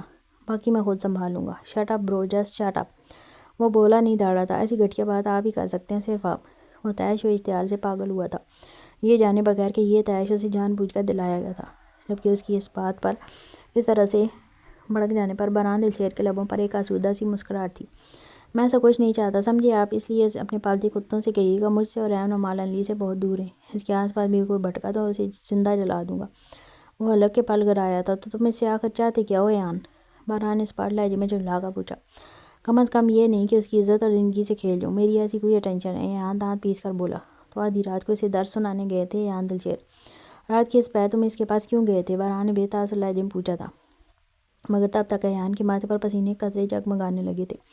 وہ گہرے گہرے سانس بھرنے لگا. اس کے پاس بہران دل شیر کی بات کا کوئی جواب نہیں تھا. تبھی جھٹپٹا کر فون بند کر کے سوئچ آف کر دیا. نہیں، میں ایسا کچھ نہیں چاہتا. ایان نے گہری سانس بھرتے ایک مرتبہ پھر سیٹ سے سر ٹکا کر آنکھیں موڑ لی، مگر دل میں زور ضرور تھا. ابھی کچھ دیر قبل ہی تو دل میں ایک انوکھی اور عجیب سی خواہش جاگی تھی جس کی وہ مسلسل نفی کر رہا تھا. میں اسے بدنام اور بے عزت ہرگز نہیں کرنا چاہتا. میں یہ بھی نہیں چاہتا کہ اسے آنچ بھی آئے. ایان کے دل نے چپکے سے اس سے سرگوشی کی تھی، جس پر دماغ نے بھی اس بات کی مہر لگا دی، مہر ثبت کی. آئی پرومس رحم و مال علی، میں آج کے بعد کبھی تم سے رات کی تاریکی اور تنہائی میں ملنے نہیں آؤں گا. اس کے دل نے پھر سے چپکے سے سرگوشی کی جس سے وہ 100% متفق تھا. وہ سیڑھیوں سے مزے سے اتر رہی تھی. اس کے ایک ہاتھ میں برف کا ٹکڑا تھا اور چہرے پر پانی کے ٹھہرے ہوئے قطرے. ایک بار پھر اس نے برف کو چہرے پر لگایا. یہی وجہ تھی کہ اس قدر مگن ہونے کی وجہ سے دوسری سیٹ پر کھڑے ذہن کو دیکھنے میں ناکام رہی تھی. جو ایسے ہی گھور رہا تھا. وہ یہ لڑکی 4 دن تک غائب رہی تھی، نہ رات دکھی نہ دن. کمرے میں بھی نہیں آئی. 2-4 دن سے طاق میں تھا ایک بار ہاتھ لگ جائے تو اس کی ہڈی پسلی ایک کر دے گا. اور اب میڈم برف کا مساج کرتی کتنی مگن تھی. اس وقت وہ پنک لانگ ٹی شرٹ اور گرے ٹراؤزر میں اسکارف کے تکلف سے بے نیاز تھی. ذہن نیچے سے دوسری سیڑھی پر تھا اور وہ اوپر سے دوسری سیڑھی پر. جب اس کی نظر ذہن پر پڑی جو شکاری چیتے کی طرح اسے سالم نکل جانے والی نظروں سے گھورا تھا، یکدم سیر کو اپنا حلق خشک ہوتا محسوس ہوا. حلق تار کرتے وہ بالکل سٹل کھڑی تھی. جب اس کی تیز نگاہوں نے ذہن کو اوپر قدم بڑھاتے دیکھا وہ اگلے ہی لمحے پلٹی اور بھاگنے لگی. اسے بھاگتے دیکھ ذہن سے زیادہ تیز بھاگا، پر پچھلی بار کی طرح اس بار بھی قسمت نے عین لمحے پر دھوکہ دیا کہ وہ جو اس کے پیچھے بھاگ رہا تھا سیڑھیاں کراس کرتا اس کے قریب بڑھا ہی تھا کہ سیر کے ہاتھوں سے گری برف پر سلیپر پھسلی اور وہ منہ کے بل زمین پر گرا. کچھ لمحے بعد سیر ایک کمرے میں گھستی فوراً دروازہ لاک کر گئی. منہ کے بل زمین پر گرنے سے ناک اور ماتھے پر چوٹ لگی تھی. زور سے اپنے ہاتھ کی مٹھی فرش پر مارتا وہ ناک اور ماتھا رگڑتا کھڑا ہوا. کیا کروں میں اس کے ساتھ؟ کیا اس کی بوری بند لاش بنا کے تندور میں جھونک دوں یا اس کی بوٹیاں کر کے دریا میں باندھوں؟ وہ خون شام نظروں سے بند دروازے کو دیکھتا سوچ رہا تھا. اتنی فتنہ لڑکی میرے ہی نصیب میں کیوں؟ بچی نہیں ہے یہ، میں غلط تھا، یہ ایک فتنہ ہے. غصے سے کہتا وہ پلٹا ہی تھا کہ اپنے پیچھے اپنی ماں کو کھڑا دیکھا. یہ تمہاری ناک اور ماتھا لال کیوں ہو رہا ہے؟ عابدہ نے حیرت سے پوچھا. کیونکہ آپ نے میرے سر پر ایک فتنی توپ اور ناک میں ایک زہریلی نکیل ڈال دی ہے. یہ جو لڑکی آپ سب کو معصوم دکھتی ہے نا، پوری کی پوری گنی عورت ہے. آئی سویر اس سے میرے سامنے مت آنے دیجیے گا ورنہ میں اس کو. وہ مزید کھولتا ہوا کچھ کہتا لیکن اس سے پہلے ہی عابدہ اس کی بات کاٹ گئی. اس فتنی عورت کو تم ایک بار غور سے دیکھو گے نا تو اس کے فتنے سے بھی محبت ہو جائے گی. وہ بہت آسانیت سے بولی. محبت کے نام پر ذہن کا الگ تک کڑوا ہوا. محبت نہیں کی تو میری عزت کا تماشا لگا دیا اس نے. اگر محبت کی تو گلی گلی میں میرے اشتہار لگا دے گی اور میں اسے محبت کروں ہی کیوں. آفت کہیں کی. اپنی ناک مسلتے نحو سے سوچا جبکہ عابدہ اسے خاموش دیکھ غیر اب مسکرائیں. اچھا میں نے تمہیں یہ بتانا تھا کہ میں نے آج شام پر ضیاء اور اس کی بیوی کے ساتھ ایان اور ملک کو ڈنر پر انوائٹ کیا. انہوں نے گویا ذہن کے سر پر دھماکہ کیا. What why. پہلے وہ شاکڈ ہوا پھر چیختے ہوئے پوچھا کیا مطلب کیوں. ایان ملنے آنے کا کہہ رہا تھا. میں نے سوچا ضیاء نیولی ویڈڈ ہے اسے گھر پر بلانا چاہیے تو باقی صرف ملک رہ گیا اس کا کیا قصور. عابدہ بیگم کی بات پر اس کے ذہن کے تانے بانے ایک مرتبہ پھر سحر کی طرف چلے گئے. اگر اس کے دوست گھر آئے اور سحر کو اس کی بیوی کی حیثیت سے دیکھ لیا تو کیا ہوگا. وہ یہی سوچ کر پریشان ہوا تھا. کیا ہوا تم چپ کیوں ہو گئے. ذہن کو پھر سوچ میں گم دیکھ عابدہ نے اس کا گال تھپتھپایا. اب سحر کو ان کے سامنے نہیں لائیں گی ورنہ. وہ جیسے آدمی لائے جب میں کہہ رہا تھا آخر میں دھمکی لگائی. ورنہ کیا کرو گے. وہ آئی برائے اچکا گئی تو ذہن کا دل کیا خودکشی کر لے. موم میں پھر گھر سے چلا جاؤں گا. آپ اکیلے کمپنی دیجیے گا انہیں. ذہن نے تیر تو بالکل نشانے پر لگایا تھا پر جو تیر چلایا تھا شاید وہ تیر اپنی جانب مڑ گیا تھا. ٹھیک ہے چلے جانا. تمہاری بیوی پھر انہیں کمپنی دے گی. وہ بھی جواب دیتی پلٹ گئی اور ان کا تیر بالکل نشانے پر لگا تھا. اگر سحر انہیں کمپنی دیتی تو نہ جانے کیا کیا فضول بولتی. کہاں پھنس گیا میں. اس کو تو دیکھتا ہوں ایسے کیسے سامنے آتی ہے چھوٹا فتنہ. پرسوچ نظروں سے دروازے کو گھورتا وہ واپس سیڑھیاں اتر گیا. وہ جانتا تھا وہ ان کے سامنے آئی تو اس کے دوستوں نے اس کا جینا حرام کر دینا. ایک تو سحر کافی کم عمر تھی. دوسرا یہ کہ اس کی شادی کب اور کیسے ہوئی اس بات کو لے کر وہ کافی ناراض ہونے والے تھے. تیسرا سحر کی میچورٹی اور اس کی شخصیت میں کانفیڈنس جو نہ ہونے کے برابر تھا. وہ نہیں چاہتا تھا کہ اس چیز کو لے کر کوئی اس کا مذاق اڑائے. جس کام سے وہ اوپر آیا تھا وہ کام یہ اکثر بھول گیا تھا. شام وہ نہ چاہنے کے باوجود بھی تیار ہو گیا تھا. اس نے کوشش کی تھی کہ ضیاء سے کہہ کر کھانے سے معذرت کروائے لیکن پھر مناسب نہیں لگا. اب وہ لان میں بیٹھا سوچ بچار میں مصروف تھا کہ سحر کو کہاں چھپائے. عابدہ بیگم کھانے کے انتظام کروا کے کمرے میں تیار ہونے گئی تھی کیونکہ شام کے 6 بج چکے تھے اور وہ لوگ جلدی آنے والے تھے. جبکہ وہ چلاک لومڑی جو شکل سے معصوم لگتی تھی وہ تو ویسے کمرے میں چھپ کر بیٹھی تھی جیسے چور پولیس سے. ویسے چور تو وہ تھی. کچھ سوچتے ذہن کی آنکھیں چمکی. سامنے سے گزرتی ملازمہ کو پکارا. جو اوپر سحر بی بی کو اطلاع دو کہ مام نے اسٹور روم مہمانوں کو ویلکم کرنے کے لیے گفٹ رکھے ہیں. وہ فوراً نکال لو. کہنا مام نے جلدی کرنے کو کہا ہے. وہ بول کر کھڑا ہوا. ملازمہ فوراً اسی بات پر گردن لاتی اوپر کی جانب جانے لگی تو ذہن کو اندازہ ہوا وہ محترمہ آج کل اوپر کے فلور کا ایک کمرہ استعمال کر رہی تھی. چلو اچھا تھا اسی بہانے اس کی پناہ گاہ تو معلوم ہوئی. آخر بکرے کی ماں کب تک خیر منائے گی. یہ سوچ کر وہ گہرا مسکرایا اور ملازمہ کی جاتے ہی خود بھی اسٹور میں چلا گیا اور دروازہ آدھا بند کر لیا. اسٹور بھی سائز میں ایک کمرے جیسا تھا یا پھر کمرے کو یا اسٹور روم بنایا گیا تھا. اسٹور روم خاصا صاف ستھرا تھا. وہاں سامان کے نام پر کچھ ڈیکوریشن پیس رکھے تھے. ساتھ پینٹنگز وغیرہ رکھی تھی. ابھی وہ وہیں اس کے انتظار میں تھا. جب وہ مگن سی داڑھ سے دروازہ کھولتی اندر داخل ہوئی. گفٹ باکس کے لیے نظریں دوڑاتی جو ہی پلٹی دروازے کے عین برابر میں دیوار سے پشت ٹکائے ذہن کو دیکھ دل اچھل کر حلق میں آ گئے. جبکہ ذہن جو جنگلی بلی کی طرح فوراً اسے چپٹنے کے ارادے لیے تھا. دل اتنی زور سے دھڑکا تھا کہ دل کے ساتھ آنکھیں بھی ساکت ہوئی تھی. بڑی بڑی آنکھوں میں بھر کر کاجل لگایا. پلکوں کو مسکارے کی مدد سے مزید نمایاں کیا تھا. ہونٹوں پر گلابی کلاز لگائے اور ڈارک بلو کلر کی شلوار قمیض میں ملبوس دوپٹے کو لاپرواہی سے کندھے پر ڈالے ہوئے تھی. شرٹ پر باریک کٹ ورک کا کام تھا. ریشمی بالوں کو فی الوقت رفلی لپیٹ کر جوڑے میں مقید کیا تھا لیکن جوڑا ڈھیلا ہونے کے باعث بال چہرے پر جھول رہے تھے. ذہن اسے دیکھنے میں محو تھا. جب وہ ذہن کی محویت کا فائدہ اٹھاتی فوراً دروازے کی جانب بھاگی لیکن بر وقت ذہن نے اسے بازو سے واپس کھینچتے دروازہ بند کر دیا. وہ جو اس کے نوخیز حسن سے پہلی بار اس قدر ٹھٹکا تھا اس کے بھاگنے پر سارا فسوں پل بھر میں ٹوٹا تھا. مام. وہ ابھی چلانے ہی لگی تھی جب ذہن نے ایک ہاتھ اس کی کمر میں ڈال کر دوسرا اس کے منہ پر جمایا. چپ مام کی چمچی. اگر ایک لفظ منہ سے نکالا تو زبان کاٹ دوں گا. وہ کرایا تو سحر کی آنکھوں میں آنسو چمکنے لگے. لیکن سچ تو یہ تھا کہ وہ اس کم حسن کی مورت کو دیکھ آج دل و جان سے ہل گیا تھا. آج ذہن کے لمس میں اس کے لیے نرمی اپنائیت اور ملکیت کا احساس تھا. سحر کو اس کا ہاتھ اپنی پشت پر رینگتا محسوس ہوا تو اس کا سانس تک حلق میں اٹک گیا. خبردار اگر ایک بھی مگرمچھ کا آنسو میرے سامنے پایا تم کتنی مکار ہو مجھے اچھے سے معلوم ہے. اگر میرے سامنے یہ ڈرامہ کیا تو 2 لگاؤں گا. وہ غصے سے بولا تو سحر نے فوراً آنکھیں جھمکی. ذہن کی داڑھ پر وہ سر جھکائے کھڑی ہو گئی. ذہن آنکھوں کو چھوٹا کیا اسے گھورنے لگا. چال باز خوبصورت چڑیل. ذہن میں اسے نئے لقب سے نوازا. پھر کچھ سوچتے اسٹور روم میں نظر دوڑائی تو سامنے کرکٹ بیٹ نظر آئی. وہ اٹھا کر لاؤ. وہ اسے بیٹ لانے کا حکم دے رہا تھا. زین نے فوراً حکم کی تعمیل کرتے بیٹ اٹھا کر زین کو دیا۔ زین بیٹ کو پکڑتا ہاتھوں میں گھمانے لگا۔ اگر تمہیں بال سمجھ کر پوری کوشش میں تمہیں یہ ماروں تو تم انڈیا کی سرحد پر جا کر گرو گی۔ وہ پرسوچ انداز میں بولا تو سحر آنکھیں پھیلائے اسے دیکھنے لگی۔ ایسے مت دیکھو، یہ میں تب کروں گا جب تم میرا حکم نہیں مانو گی، لیکن میں یہ بھی جانتا ہوں پچھلی بار کی سزائیں میں نے تمہیں نہیں دی، اس لیے تم اس بات کو بھی خالی کھلی دھمکی سمجھ کر اڑا دو گی، اس لیے پہلے والی سزائیں تمہیں دوں، اس کے بعد تمہاری عقل درست کروں گا۔ ویسے بھی بہت سارا حساب نکلتا ہے میرا تمہاری طرف۔ زین نے اس کے قریب ہوتے کہا تو وہ فوراً قدم پیچھے لے گئے۔ تم باہر میرے دوستوں کے سامنے نہیں ہوگی۔ زین نے فون بجتا دیکھ فوراً سائلنٹ کیا۔ ایان کا نمبر دیکھتے اس وقت اسے بات مختصر کر کے ختم کرنا مناسب لگا۔ بدلہ اگلی بار کے لیے چھوڑتے وہ سیدھا مدعے پر آیا، لیکن میں تو تیار ہو گئی۔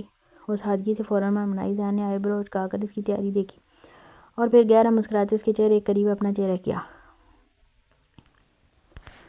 اوہ، تیار تو تم واقعی ہو گئی ہو۔ ہم تو ضرور میرے دوستوں کے سامنے آنا پڑے گا، آخر دعوت جو خاص تمہارے انٹرویو کے لیے رکھی گئی ہے۔ ویٹ، میں بھی تمہارا مسئلہ دور کرتا ہوں۔ یہ کہتا ہوا اسے ساتھ کھینچتا کمرے کی تلاشی لینے لگا، پر ایسا کچھ ہاتھ نہ لگا جو اسے درکار تھا۔ منہ بناتے اس نے سحر کو دیکھا جو خود بھی اس کے ساتھ جلدی پریشان تھی۔ نظر سحر کے پیچھے ایک کونے میں رکھے جنریٹر پر پڑی جو خراب تھا۔ مسکرا کر وہ جنریٹر پر جھکا، نہ جانے کیا کر رہا تھا۔ جب کھڑا ہوا تو اس کی ہاتھ پر کالا آئل لگا ہوا تھا۔ سحر کو اس کے ارادے خراب لگے تو وہ بری طرح جٹا کر زین سے اپنا ہاتھ چھڑوانے لگی۔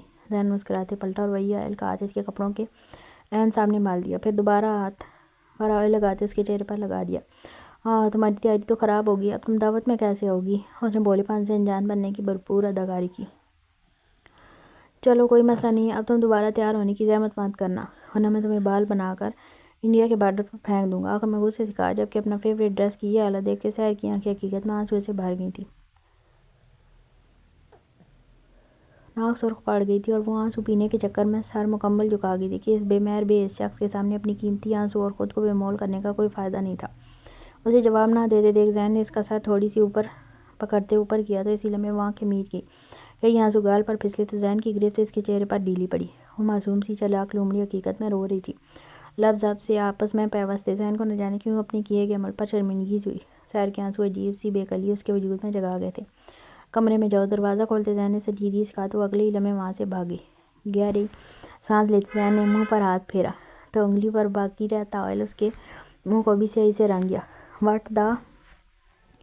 غصے سے چیختے وہ اپنے کمرے کی طرف گیا۔ ایان اور ضیاء دونوں کا میسج اسے موصول ہو چکا تھا کہ وہ لوگ گھر سے نکل چکے ہیں۔ صبح جب نورین کی آنکھ کھلی تو نظر دیوار پر لگے دیوار گیر پردوں پر گئی جس نے کھڑکی کو ڈھانپے رکھا تھا۔ پھر بے اختیار قسمت آتے خود پر کمفرٹر دبوچتے کروٹ بدلی، نظر اپنی جانب کروٹ بدل کر سوتے ضیاء پر گئی جس کی صورت اس کی جانب تھی۔ ماتھے پر بکھرے بال، وہ شرٹ لیس تھا۔ اچانک نورین کے گال سوکھ پڑنے لگے اور ماتھے پر ہلکا ہلکا پسینہ نمودار ہوا۔ اپنی اوپر سے کمفرٹر ہٹا کر اپنے وجود پر ضیاء کے کپڑے دیکھے تو آنکھیں میچ لیں۔ اللہ، یہ کیا ہو گیا؟ اب ضیاء کیا سوچے گا میرے بارے میں نظریں کیسے ملاؤں گی ان سے؟ ماتھے پر آیا پسینہ صاف کرتے وہ اٹھ بیٹھی۔ گال خواہ مخواہ دہک رہے تھے۔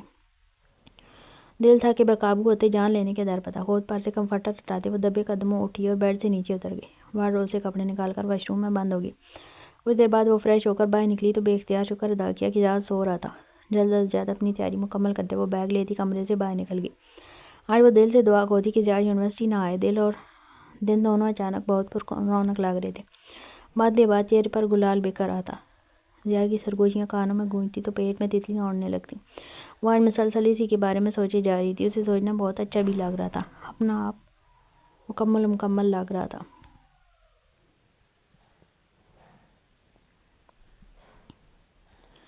تمام رات روتے ہوئے گزری۔ خود ازیدتی کی انتہا تھی کہ وہ بیڈ کی جگہ زمین پر پڑی رہی اور رات بھی زمین پر گزار دی۔ اس کا اس کمرے میں قید آج دوسرا دن تھا۔ وہ اپنے قول کا پکا نکلا اور انتہائی ظالم بھی کہ ایک نظر پلٹ کر نہیں دیکھا۔ وہ پرسوں دوپہر سے بھوکی تھی، کھانے کا ایک لقمہ اس کے منہ میں نہیں گیا تھا۔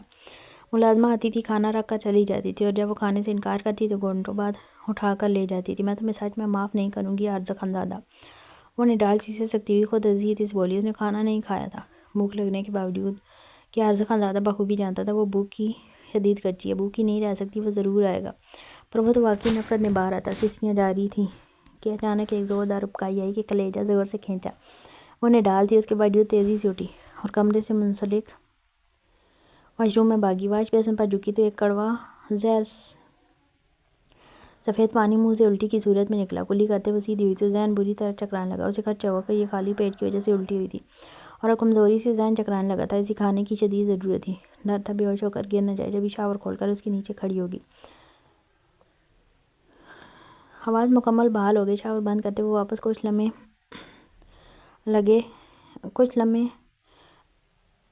رکتے کمرے میں آئی. کل چند کپڑے جو ملازمہ رکھ کر گئی تھی ان میں سے ایک زیب تنکیہ اور بستر پر نیم دراز ہوگی. ابھی لیٹے چند لمحے گزرے تھے ایک بار پھر ابکائی آئی. وہ واپس واش روم بھاگی پر اس پر حالت مزید خراب ہوئی. یوں لگا جیسے کلیجہ کٹ کے منہ کو آ گیا. آنکھوں میں ڈھیروں ڈھیر آنسو جمع ہوئے تھے. باران بھائی. آنکھیں بند کرتے وہ بے اختیار باران کا نام لیتے سسک پڑی. اس نے کسی سے سنا تھا کہ خوشی میں انسان اس شخص کو یاد کرتا ہے جس سے وہ بہت محبت کرتا ہے اور غم میں اس شخص کو یاد کرتا ہے جو آپ سے بہت محبت کرتا ہے. ہاں باران اسے بہت محبت کرتا تھا. وہ جانتی تھی. دل نے شدت سے پکارا کہ باران دلشیر اسے لینے آ جائے تو وہ اس کے پیچھے چھپ جائے. کافی دیر اندر آنسو بہا کے وہ باہر نکلی تو سامنے ملازمہ ناشتے کی ٹرے لیے کھڑی تھی. ٹرے میں پاستا اور چکن نگٹس تھے. پیٹ نے زور و شور سے احتجاج کیا. کھا لے. پر ہونٹوں پر تلخ مسکراہٹ نمودار ہوئی. یعنی مقابل اتنا بھی انجان نہیں تھا. وہ جانتا تھا وہ کھانا نہیں کھا رہی.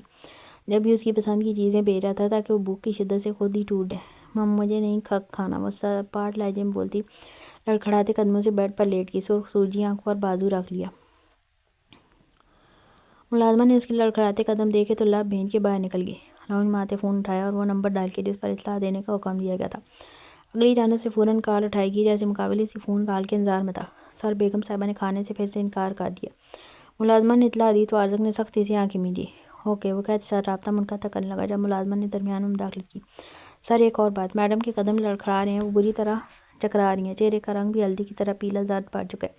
شاید کمزوری کے باعث. ملازمہ کے کہنے پر دوسری جانب بیٹھے عارضک کی پکڑ فون پر مضبوط تر ہوئی اور رابطہ منقطع کر دیا. غصے سے فون ٹیبل پر پٹکتے سر ہاتھوں میں تھاما. 2 دن سے وہ خود پر ضبط کیے ہوئے تھا.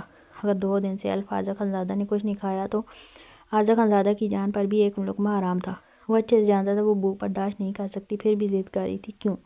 کیا وہ جانتی تھی کہ وہ خود عارضک خانزادہ کی ایک بہت بڑی کمزوری ہے اور اگر شرمندہ تھی تو ایک بار پکارتی ملازمہ سے کہتی میری شوہر کو بھیجو. پر محبت کے جواب میں اسے صرف انا اور خود غرضی ملی تھی. اس کے باپ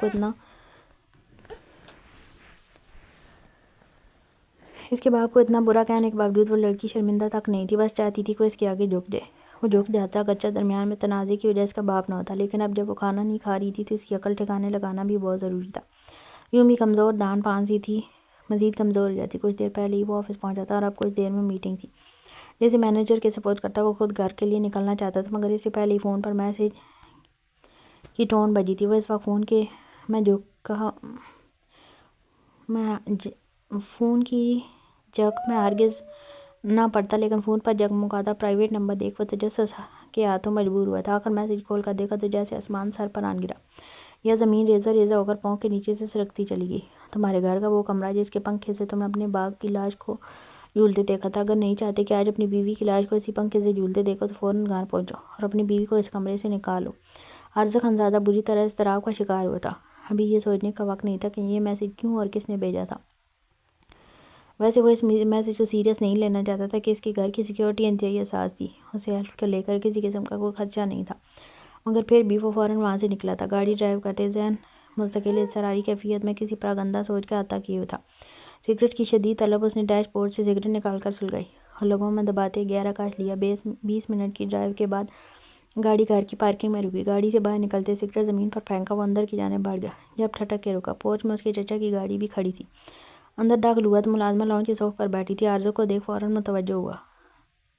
چچا آئے ہیں؟ ملازمہ نے سے سوال پوچھا. جی سر میم کے کمرے میں گئے ہیں. 10 منٹ ہوئے ہیں. ملازمہ نے مکمل وضاحت دی تو عارضک کے ماتھے پر بل پڑے. قدم فوراً اس کے کمرے کی جانب بڑھائے جہاں الف کو بند کیا تھا. کمرے کا دروازہ نیم ہوا تھا. ابھی کمرے کے ہینڈل پر ہاتھ رکھا تھا. اس سے پہلے وہ دروازہ مکمل کھولتا حرکت کرتے ہاتھ ساکت ہوئے تھے. ملازمہ کے جانے کے بعد اسے نہ چاہنے کے باوجود ایک یقین سا ہو گیا تھا کہ اب عارضک مجبور ہو کر لازم کمرے میں آئے گا. فکر اسے تھی یہ بات اس کے ایک عمل نے ظاہر کر دی تھی. کچھ دیر گزری تو کمرے کا دروازہ کھلنے کی آواز پر وہ آنکھیں سختی سے مید گئی. تیز بھاری قدموں کی دمک پر دل للکما اچھلایا لیکن کچھ عجیب تھا. کیا؟ چند لمحے لگے تھے اسے پہچاننے میں کہ آنے والا شخص عارضک خانزادہ نہیں ہے. یہ ناگوار ترین خوشبو عارضک خانزادہ کی نہیں تھی. یہ خوشبو کچھ الگ تھی. آنکھوں سے بازو اٹھایا تو لگا سب کچھ تھم سا گیا تھا. سامنے وہ درندہ صرف شخص کھڑا تھا جو کہنے کو رشتے میں اس کے شوہر کا چچا تھا لیکن الف سے اس کا ایک دوسرا تعلق بھی نکلتا تھا اور وہ نفرت کا تھا. تم بیڈ سے اٹھتے وہ لڑکھڑاتے دوسری جانب اترنے لگی. سر چکرانے پر پوری طرح چکراتی زمین پر گری. آواز مکمل گم نہیں ہوئے تھے. یہی وجہ تھی کہ اپنی اس کمزوری پر جی بھر کے غصہ آیا. ارے ارے آرام سے ایلف۔ پرویز جھٹ سے اس کے قریب ہونے لگا تھا کہ وہ آواز سنبھالتی گرائی، خبردار جو مم میرے قریب آئے درندے ہوتا تم۔ آنکھوں میں خون اتر آیا تھا، پر مقابل واقعی درندہ تھا جب بھی دلکشی سے مسکرایا۔ تمہاری یہ حالت دیکھ کر تو لگ رہا ہے درندہ تمہارا شوہر ہے، صرف بطور ایک استعمال کی شے کی طرح رکھا ہوا ہے تمہیں، کھلاتا پلاتا نہیں ہے کیا؟ سوال نہیں، گویا غلاظت میں لپٹا طنز تھا۔ تم سے کروڑ گنا اچھا ہے۔ اب کی بار ایلف پھنکاری تو وہ بیڈ پر بیٹھتا ہنسنے لگا۔ اوف خوبصورت لڑکی، اچھا تو میں بہت ہوں، پر تم نے کبھی غور نہیں کیا۔ اچھا تمہیں جوانی میں بھی تھا، پر افسوس تم نے تب بھی غور نہیں کیا تھا، پر تم تب بیبی تھی نا۔ پر میں تو تب بھی ایک بھرپور مرد تھا، ابھی بھی بھرپور مرد ہوں۔ ویسے بھی عارضہ خانزادہ تمہیں طلاق دینے والا ہے، اس کے بعد تمہارے پاس ایک آپشن میں ہی ہوں۔ ایک آنکھ دباتا ہوا ایلف کے قدموں تلے زمین کھینچ گیا۔ کیا واقعی عارضہ کو اسے طلاق دے رہا تھا؟ کیا اس کی ذات اتنی بے وقوف تھی کہ اس کے بولے کے سچ کو جھوٹ مان کر عارضہ کو اسے اپنی زندگی سے نکال رہا تھا؟ جھوٹ بول رہے ہو تم۔ اب کی بار وہ دھاڑی تھی کہ اس کی دھاڑ پر کمرے کا دروازہ کھولتے عارضہ کے قدم تھمے تھے۔ نہیں میری جان، جھوٹ نہیں بول رہا، سچ کہہ رہا ہوں۔ جھوٹ تو تم نے کہا ہے، میرے مرے ہوئے عزیز بھائی پر الزام لگا کر، ایلف کا چہرہ دیکھتے مزے سے بولا، جبکہ ایلف کے آنسو کے ساتھ اب سانس بھی تیز ہو رہی تھی۔ کمرے کے دروازے پر کھڑے عارضہ کو اپنے چچا کا طرز تخاطب ناگوار حد تک گراں گزرا تھا۔ اسے دروازہ کھولنے ہی لگا تھا کہ ایلف کی آواز نے ایک بار پھر اسے آنکھیں میننے پر مجبور کیا۔ وہ لڑکی اب تک اپنی بات پر ڈٹی تھی۔ سچ ہے میں نے، تم جھوٹے ہو، تم نے اور تمہارے بھائی نے مل کر میری عزت پر ہاتھ ڈالا تھا۔ وہ روتے ہوئے دیوار تھامے نیچے بیٹھنے لگی کہ اب کھڑے ہونے کی ہمت نہیں تھی۔ یہ بھی جھوٹ ہی ہے، عزت پر ہاتھ ڈالا کب؟ ڈالنے لگا ہی تھا کہ سارا مزہ کرا ہو گیا۔ ویسے آپس کی بات ہے، میرا بیچارہ شریف بھائی اس میں شامل نہیں تھا۔ ویسے تم بہت چھوٹی تھی اس وقت، تمہیں یاد ہے سب؟ وہ ایلف کے قریب زمین پر پنجوں کے بل بیٹھا تھا۔ ایلف خوف سے آنکھیں میچ گئی۔ آنکھوں میں وہ لمحہ گھوما جب اسکول سے اسے یہی درندہ پک کرنے آیا تھا۔ وین ڈرائیور کو رشوت دے کر وہ 2-3 بار ان کے گھر آ چکی تھی۔ برہان نے پہلی بار اپنے کسی بزنس پارٹنر سے متعارف کرایا تھا۔ وہ پہچانتی تھی اسے، یہی وجہ تھی کہ اس کے ساتھ چلی گئی تھی، لیکن وہ ایلف کو گھر چھوڑنے کے بجائے اپنے گھر لے آیا، پھر اس کی معصومیت چھیننے کی کوشش کی، لیکن اس سے پہلے کچھ ہوتا عارضہ کا باپ کمرے میں آ گیا۔ اپنے بھائی کو کمرے سے نکالتے اس شخص نے اندر سے دروازہ بند کر لیا۔ وہ اس شخص اسے روکنے کی اور قابو کرنے کی پاس آنے پر چلا رہی تھی۔ وہ کوشش کر رہا تھا، لیکن پھر اچانک اس نے ایلف کو زوردار تھپڑ مارا۔ اس کے بعد کا ہوش ایلف کو نہیں تھا۔ شمس بھائی تو تمہیں بچانے آئے تھے، تھپڑ تو تمہیں قابو کرنے کے لیے مارا تھا۔ تمہارے بے ہوش ہونے کے بعد افسوس، انہوں نے نہ خود کو کچھ کیا نہ مجھے کچھ کرنے دیا۔ وہ اس کی اور مکاری سے ایلف کے کان میں سیسا انڈیل رہا تھا، جبکہ آواز اتنی بلند ضرور تھی کہ دروازے پر کھڑا عارضہ سن چکا تھا، اور اب اس کا قدموں پر کھڑا رہنا مشکل ہو رہا تھا۔ تم جھوٹ کہہ رہے ہو۔ اگر ایسا ہوتا تو میرا بھائی کبھی انہیں نہ مارتا، وہ کبھی میرے بھائی کی وجہ سے خودکشی نہیں کرتے۔ ایلف کی آواز بہت کمزور تھی۔ اگر واقعی عارضہ کا باپ بے قصور نکلتا اور برہان قاتل تو وہ کیا کرتی؟ اس مکار شخص کا کہنا ایک نہیں بلکہ وہاں موجود 2 لوگوں کے لیے ہزاریں جان بناتا۔ دونوں ہی مزید حقیقت سننا نہیں چاہتے تھے، پر لگ رہا تھا کوئی اور جھول بھی ہے، اس لیے دونوں خاموش تھے۔ تمہارے بھائی نے تمہارے سسر کو نہیں مارا بیبی، بلکہ میں نے۔ نہیں سوری، تمہارے بھائی نے ہی مارا ہے، تمہارے بھائی نے ہی مارنے پر مجبور کیا تھا۔ ہم دونوں بھائی بہت خوش تھے، میں اپنے بھائی کا برا نہیں چاہتا تھا، بس اپنا تھوڑا فائدہ چاہتا تھا۔ بزنس کا کچھ حصہ اپنے نام کر رہا تھا، پر تیرے بھائی کو نمک ہلالی یاد آ گئی اور میرے بھائی کو میرے خلاف کر کے اپنا پارٹنر بنا لیا۔ وہ بھائی جو خون تو میرا تھا، کسی غیر کی باتوں میں آ کر اپنی وصیت ہی بدل دی۔ وہ اسے سب چھین لیا تو پھر میں نے شکار تمہیں بنایا، پر اس میں بھی میرا بھائی درمیان میں آ گیا۔ مجھے برہان دلشیر سے بچا کر مجھے جائیداد سے بالکل بے دخل کر کے زندہ درگور کرنے کا سوچا۔ مجھ سے سب چھین لیا، بس پھر ایک تیر سے 2 نشانے۔ میں انہیں قتل نہیں کرنا چاہتا تھا، بس غصہ کنٹرول نہیں ہوا اور غصے میں زور سے دھکا دیا۔ ہاتھ گلے پر لگا اور وہ اوپر۔ کہتے کہتے پرویز پھٹی آنکھوں سے اپنے دونوں ہاتھوں کو دیکھنے لگا۔ ان ہاتھوں میں وہ آخری سانسیں لے رہا تھا۔ وہ میرا بھائی تھا، میں اسے بہت محبت کرتا تھا، میں اسے تکلیف میں نہیں دے سکتا تھا، اس لیے اس کی باقی کی جان میں نے خود گلا دبا کر نکال لی، پھر اسے پنکھے پر لٹکا دیا، اور الزام تمہارے بھائی پر۔ اب کہ وہ اطمینان سے مسکراتا ہوا کہہ رہا تھا، جب ایلف کا پتھر جسم ہولے ہولے لرزنے لگا، خوف سے ہاتھ پاؤں ٹھنڈے ہونے لگے۔ کمرے کے دروازے کے ہینڈل سے عارضہ کا ہاتھ نیچے گرا تھا، پتھر پر دراڑ پڑنے کی مانند اس کا وجود ایک انتہائی درد سے گزر رہا تھا۔ یہ وہ درد تھا نہ جو کسی کو دکھایا جا سکتا تھا، نہ بتایا جا سکتا تھا، جان لیوا درد۔ یوں لگتا تھا اس کے باپ نے ابھی تڑپتے اس کے سامنے اپنی جان گنوائی ہو۔ اگر قدرتی موت ہوتی تو اتنا مشکل نہ ہوتا، پر یہ تصور کہ اس کا باپ جینے کی تمنا میں تڑپتا تڑپتا اپنے ہی سگے بھائی کے ہاتھ قتل ہو گیا۔ پاؤں چھال ہوئے تو وہ دروازے کے پیچھے دیوار سے پشت لگائے بیٹھتا چلا گیا، آنکھیں بالکل ساکن ہو گئی تھیں۔ میں یہ سب عارضہ کو بتاؤں گی۔ ایلف ہوش میں آتی وہاں سے اٹھنے لگی جب پرویز نے زور سے اس کا بازو کھینچا۔ ایلف ایک لمحے میں واپس زمین پر گھٹنے کے بل گری۔ وہ تمہاری بات پر یقین کرے گا ہی نہیں بیبی، خیر کچھ وقت کے بعد ہے کچھ وقت کے بعد تم سے ہمیشہ کے لیے دور ہو جائے گی یہ تکلیف تم سے ہمیشہ کے لیے دور ہو جائے گی۔ آج ایک ضروری کام ہے، اس کام کے بعد تمہارا شوہر سڑک پر آ جائے گا، ٹوٹل بدنام اور بیکار، پھر تم اس سے آزاد۔ لیکن اس سب سے پہلے ایک حسین شام تمہارے نام، چاہے تم چاہو یا نہ چاہو، بس وقت تم طے کر لو۔ خباثت سے کہتے اپنا ہاتھ الف کے گال کی طرف بڑھایا، جسے الف نے بری طرح سے سکتے ہوئے جھڑک دیا۔ اوف، تمہارا یہ نخرہ، مزہ آئے گا بیبی۔ فرحان دل شعر کی طرح ماضی میں جو حساب نکلتا ہے وہ تمہارے وجود سے چکتا کروں گا۔ مکروہ ہنسی ہنستا وہ کمرے سے باہر نکل گیا۔ دروازہ کھلا تو عارضہ کا وجود مزید دروازہ سیدھا ہونے کی وجہ سے چھپ گیا۔ پرویز جا چکا تھا، پر نہ عارضہ میں ہلنے کی ہمت رہی تھی، نہ الف میں۔ حقیقت زہریلے ترین شہر کی مانند بہت تلخ تھی۔ عارضہ خانزادہ کے لیے یہ قبول کرنا موت کے مترادف تھا۔ آؤ نیچے ساتھ ناشتہ کریں۔ فریش ہو کر نکلتی وہ کمرے سے منسلک ٹیرس پر جانے لگی تھی جب صبح والے حلیے میں ہی زاویار اس کے سامنے آیا تھا۔ وہ شرٹ لیس تھا، ماتھے پر بال بکھرے تھے، مردانہ وجاہت کا شکار۔ وہ شخص اس کی حواسوں پر چڑھنے لگا تو زرمش نظریں چلانے لگی۔ میرا ناشتہ کمرے میں ہی آتا ہے۔ لہجے میں طنز نہیں تھا، صرف خالی پن تھا۔ آج سے نہیں آئے گا، میں نے رول بنایا ہے، آج سے ہم ساتھ لنچ اور ڈنر بھی ساتھ کریں گے۔ زاویار نے زرمش کے بازو پر ہاتھ پھیرتے ہتھیلی کو اپنے ہاتھوں کی گرفت میں لیا تو زرمش کا دل مٹھی میں آیا۔ وہ کیوں ہو رہا تھا اتنا اچھا، اتنا میٹھا؟ اچانک کیا ہوا تھا؟ کل رات کی قربت کا اثر تھا کہ وہ اس کے ساتھ مکمل تعلق قائم کرنے کے لیے یہ والا ہتھ کنڈہ اختیار کر رہا تھا۔ لا خود کو پتھر کرنے کے باوجود اسے زاویار کے اس طرح رنگ بدلنے سے سخت ناگواری ہوئی تھی۔ مرد کیوں ہوتا ہے اتنا بے اس مطلب پرست؟ ہمیشہ کی طرح اس کی سوچ منفی ہی تھی۔ اپنا حلیہ درست کر لیں، میں کپڑے نکال دیتی ہوں۔ زاویار کے ہاتھ سے اپنا ہاتھ کھینچتی وہ وارڈروب کی طرف بڑھنے لگی۔ جب زاویار نے بہت اچانک گردن میں ہاتھ لپیٹے اچانک اس کی اپنی جانب کھینچا، وہ خوف سے چیختی پلٹی تو اپنے چہرے کو زاویار کے چہرے کے بالکل قریب پایا۔ اس کی آنکھوں کے شوخ تقاضے اور ایک مخصوص لپک زرمش کا وجود لرز اٹھا، دھڑکنیں 120 کی سپیڈ سے دوڑنے لگی۔ تمہیں امپریس کرنے کے لیے شرٹ اتاری ہے میں نے۔ رات تم بار بار میری باڈی کو چھو کر کہہ رہی تھی او میرے ہینڈسم ہسبینڈ، یہ تو ہالی ووڈ ہیرو سے بھی زیادہ ہاٹ ہے۔ اوف، ویسے کیا تم ہالی ووڈ موویز دیکھتی ہو؟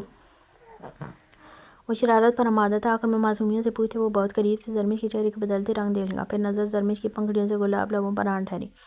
اس سے پہلے وہ ان پر جھکتا کچھ شرارت کرتا، زرمش نے جھٹکے سے اس سے اپنا بازو چھڑوایا۔ حیا سے سرخ ہوتے چہرے سے زاویار کو خونخوار نگاہوں سے گھورا۔ اتنے دنوں بعد زاویار کو اس میں پہلی والی زرمش کی جھلک دکھائی دی۔ وہ اندر تک سرشار ہوا، ہاں اسے اسی زرمش سے محبت ہوئی تھی، وہ ایسی ہی زرمش چاہتا تھا۔ دیکھ لیا تھا اس نے کچھ دن۔ زرمش کا تابیداری کا روپ، اور حقیقت یہی تھی کہ وہ روپ دل کو بالکل نہیں بھایا تھا۔ یہ جھوٹ کہہ رہے ہیں آپ، میں نے ایسا کچھ نہیں کہا ہوگا۔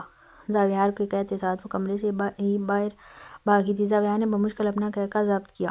بیزار اور ناراض لڑکی کبھی بھی ایک مرد کو خوشی اور تسکین نہیں دے سکتی زرمش، اور میں زبردستی کرنے والا مرد نہیں ہوں۔ میں تمہاری رگوں میں بھی وہی جنون، وہی محبت بھر دوں گا جو میرے وجود کا حصہ بن گئی ہے۔ میں اگر آگ ہوں تو تمہیں پیٹرول بننا پڑے گا۔ مسکرا کر شیشے میں دیکھتے اپنی وہی شرٹ پہنی جو زرمش نے اتاری تھی۔ اس نے ٹی شرٹ کو سونگھا تو اس مہکتی خوشبو کو محسوس کیا جو اس نے کل زرمش کی قربت میں محسوس کی تھی۔ وہ بھی کمرے سے باہر نکلتا ڈائننگ ہال میں آ گیا۔ زرمش کو وہ خود ہی سرو کر رہا تھا۔ درمیان میں محمل سے بھی کسی نہ کسی بات پر بحث اور کھیل جاری تھی۔ زرمش نے اس سب میں انجان رہنے کی عطا الامکان کوشش کی تھی۔ ناشتے کے بعد وہ لوگ لاؤنج میں بیٹھے تھے جب زاویار نے ملازمہ کو اشارہ کیا۔ محمل وہیں باربی کارٹون دیکھنے میں مصروف تھی اور زرمش زاویار کے برابر صف پر بیٹھی تھی، بلکہ یوں کہنا مناسب تھا زاویار نے زبردستی اسے اپنے قریب بٹھایا تھا۔ میں نے زندگی میں بہت بڑا دھوکہ کھایا ہے اور بہت ہی قریبی شخصیت سے کھایا ہے جس کے ہاتھ میں اپنا وقار، اپنی عزت سونپی تھی میں نے۔ زاویار کے اچانک بولنے پر زرمش نے زاویار کی جانب دیکھا۔ وہ سنجیدہ نظروں سے اسے ہی دیکھ رہا تھا۔ زرمش فوراً نظر جھکا گئی۔ میں تمہارے کردار پر شک نہیں کرتا زرمش، مجھے معلوم ہے تم پاکیزہ اور باکردار ہو، یہی وجہ ہے کہ میرے نکاح میں ہو۔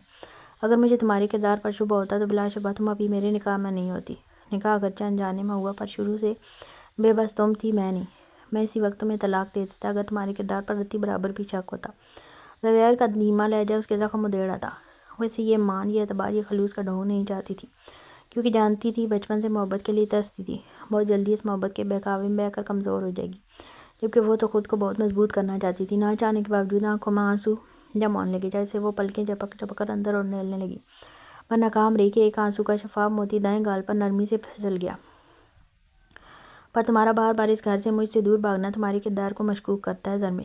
کوئی بھی بات ہے تو مجھ سے شیئر کرو، کوئی مسئلہ ہے تو بیان کرو، کیا کوئی شبہ ہے یا تکلیف؟ میں تمہاری بات سنوں گا بھی اور تمہارا مسئلہ حل بھی کروں گا، وعدہ رہا تم پر شک نہیں کروں گا یار۔ زرمش کی آنکھوں میں آنسو دیکھتے اس نے بے حد نرمی سے اسے اپنے بازو کے سہار میں قید کر لیا۔ وہ مزید کمزور پڑنے لگی۔ وہ ایسا نہیں چاہتی تھی، وہ کمزور نہیں پڑنا چاہتی تھی، پر کمزور پڑ رہی تھی، اور کیوں نہ پڑتی۔ اللہ نے اسے عورت بنایا تھا۔ عورت اپنی تخلیق نہیں بدل سکتی، اپنی فطرت نہیں بدل سکتی کہ اس کی فطرت میں نرمی ہے، لیکن میں تو بندہ بشر ہوں، کوئی فرشتہ تو نہیں۔ شک نہ بھی کروں تو شیطان تو میرے ساتھ بھی ہے، وسوسہ میرے دل میں آ جاتا ہے، کیونکہ میں نے یہ سب فیس کیا ہے۔ میری بیوی مجھے اور میری بچی کو چھوڑ کر میرے ہی بزنس کلائنٹ کے ساتھ بھاگ گئی۔ میں تو دودھ کا جلا ہوا چھاچھ بھی پھونک پھونک کر پیوں گا۔ مجھے خود پر شک کرنے کا کوئی موقع ہی مت دو زرمش، یہ درخواست ہے تم سے میری۔ زرمش کا سر سینے سے رکھتا وہ نرمی سے اس کی پشت سہلانے لگا۔ آنکھیں میتے زرمش نے دور ہونے کی کوشش کی، پر زاویہ نے اس کی یہ کمزور سی کوشش کو ناکام کر دیا۔ میری طرف سے تم پر کوئی پابندی نہیں ہے آج سے، تم باہر جانا چاہتی ہو جاؤ، جیسے زندگی گزارنا چاہتی ہو گزارو۔ میرے لیے مشکل ہے کہ اب دوبارہ اپنی عزت ایک عورت کی ہاتھ میں سونپ رہا ہوں، پر پہلے جو عورت تھی وہ میری محبت تھی، اور اب جو عورت میرے نکاح میں ہے وہ میری محبت نہیں ہے، پر پتہ نہیں کیا ہے کہ وہ دنیا کی اشیاء سے زیادہ قیمتی اور خاص ہے میرے لیے۔ دوبارہ مجھ سے دور بھاگنے کی کوشش مت کرنا، قیمتی شے بھی دل سے اترنے کے بعد بے مول ہو جاتی ہے۔ خود کو انمول رکھنا۔ زرمش کو زبردستی دور ہوتے دیکھ وہ 2 انگلیوں سے زرمش کی ٹھوڑی تھام کر چہرہ بلند کر گیا۔ آنسوؤں سے بھری آنکھوں میں اپنی نظریں گاڑتے ہوئے اسے بہت کچھ پاور کروا چکا تھا، نہ جانے کیوں مگر زرمش کو اپنا عام موم کی طرح پگھلتا ہوا محسوس ہو رہا تھا۔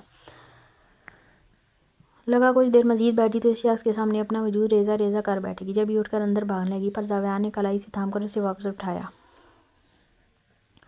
تمہارے لیے ایک ڈرائیور پلس باڈی گارڈ کا انتظام کیا میں نے، تم آج سے زرمش نہیں، مسز زاویہ خانزادہ کی طرح زندگی گزارو گی۔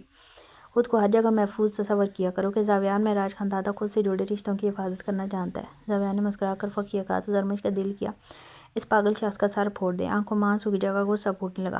عجیب پاگل شخص تھا یہ، پل میں تولا پل میں ماں جانے چاہتا کیا تھا۔ ایک طرف اسے آزادی دے رہا تھا، دوسری طرف کسی کو اس کے سر پر مسلط کر کے قید بھی کر رہا تھا۔ اندر بھیج دو۔ زاویہ نے اس کی غصے بھری آنکھیں دیکھ اپنی ایک آنکھ دبائی تو زرمش فوراً نظروں کا زاویہ بدل گئی۔ اسی وقت لاؤنج میں ملازمت کے ساتھ ایک آدمی اندر داخل ہوا۔ زرمش نے نظریں موڑ کر وارد کی جانب دیکھا تو اس کا بدترین اتفاق پر کلیجہ منہ کو آ گیا۔ وہ ظالم درندہ جو اسے کوٹھے جیسی غلیظ ترین جگہ پر پہنچا کر اس کی بربادی کا سب سے بڑا سبب تھا، وہ اس کے سامنے اطمینان سے کھڑا تھا۔ ابرار بلیک پینٹ اور بلیک شرٹ میں اس کے سامنے کھڑا تھا۔ یہ ابرار ہے۔ زاویہ نے تعارف کروایا تو زرمش مٹھیاں بھیجتی نظریں جھکا گئی۔ ابرار نے بمشکل زاویہ کی بہوں کے اثار میں قید زرمش کے دمکتے وجود سے نظریں ہٹا کر مسکرا کر زاویہ کو دیکھا۔ تمہیں جہاں ابھی زاویہ بول ہی رہا تھا کہ بنا ایک لفظ مزید سنے زرمش کمرے میں بھاگ گئی۔ زاویہ نے لب بینچے اسے دیکھا۔ انسٹرکشن تمہیں مینیجر دے چکا ہے، جاؤ۔ ایک سر نظر ابرار پر ڈالتے وہ اٹھ کھڑا ہوا، اور ابرار فوراً سر لاتے ایک نفس بد نگاہ اس حمید زادے پر ڈال کر باہر نکل گیا۔ زاویہ نے گہری سانس لیتے سر صوفے کی پشت سے لگایا اور آنکھیں مون لی۔ تمہیں کھیل کھیلنے کا بہت شوق ہے زریمہ، تو تمہاری خواہش میں ضرور پوری کروں گا۔ زرمش جب تک زرمش تھی تو تمہیں معافی دی تھی، پر اب زرمش زاویہ خانزادہ ہے، حساب تو دینا پڑے گا۔ زہر خون سوچتے وہ خیال میں زریمان سے مخاطب ہوا۔ وہ زاویہ معراج خانزادہ تھا، یوں ہی بزنس کی دنیا کا بے تاج بادشاہ نہیں بنا تھا۔ خدا نے ذہانت کوٹ کوٹ کر بھری تھی اس میں، اور کھیل، ہاں اسے لائف اینڈ ڈیتھ گیم کھیلنا پسند تھا۔ زرمش بیبی تمہیں بھی اپنا آپ میرے سامنے کھولنا پڑے گا۔ ایچ اینڈ ایوری تھنگ۔ تمہیں مجھ پر ویسا ہی یقین کرنا پڑے گا جیسے یقین میں تم پر کرتا ہوں۔ گہرا مسکراتے وہ میڈ کو باربی میں مگن عمل کی طرف اشارہ کرتے کمرے کی طرف بڑھ گیا۔ وہ بری طرح کمرے میں ادھر سے ادھر ٹہل رہی تھی، گھبراہٹ سے چہرہ زرد پڑنے لگا تھا۔ ایک طرف وہ اس سے نہ بھاگنے کا وعدہ لے رہا تھا، دوسری طرف اس کے بھاگنے کے سارے انتظام جیسے خود کر رہا تھا۔ اس کی حفاظت کے لیے بھی کس کو رکھا تھا؟ اسی کے دشمن اس درندے کو، جو زرمش کی اب تک کی زندگی میں سب سے دردناک بھاو رہا تھا۔ تم میرے ساتھ کبھی اچھا کر ہی نہیں سکتے، وہ غصے سے پھل کھاتی دل میں زاویہ سے بولی۔ اسی لمحے دروازہ کھولتے زاویہ کمرے میں آیا۔ اس کی توقع کے مطابق وہ پریشان ہی تھی۔ اگر کوئی مسئلہ ہے یا کوئی پریشانی والی بات ہو تو مجھے بتا سکتی ہو۔ سائڈ ٹیبل کے ساتھ کھڑے ہوتے وہ دراز کھولتا اندر کچھ تلاشنے لگا۔ زرمش نے ضبط سے آنکھیں میتے زاویہ کی پشت کو گھورا، دل تو کیا 101 گالیوں سے اسے نواز دے۔ اگر میں اس بار پھر بھاگ جاؤں تو کیا کریں گے آپ؟ نہ جانے وہ کیوں یہ سوال پوچھ رہی تھی، ارادہ زاویہ کو تکلیف دینا تھا یا وہ واقعی کنفرم کر رہی تھی، خود نہیں جانتی تھی۔ کچھ بھی نہیں کروں گا یار، تمہیں تکلیف نہیں دے سکتا، اس لیے صرف اینستھیزیا دے کر بے ہوش کروں گا۔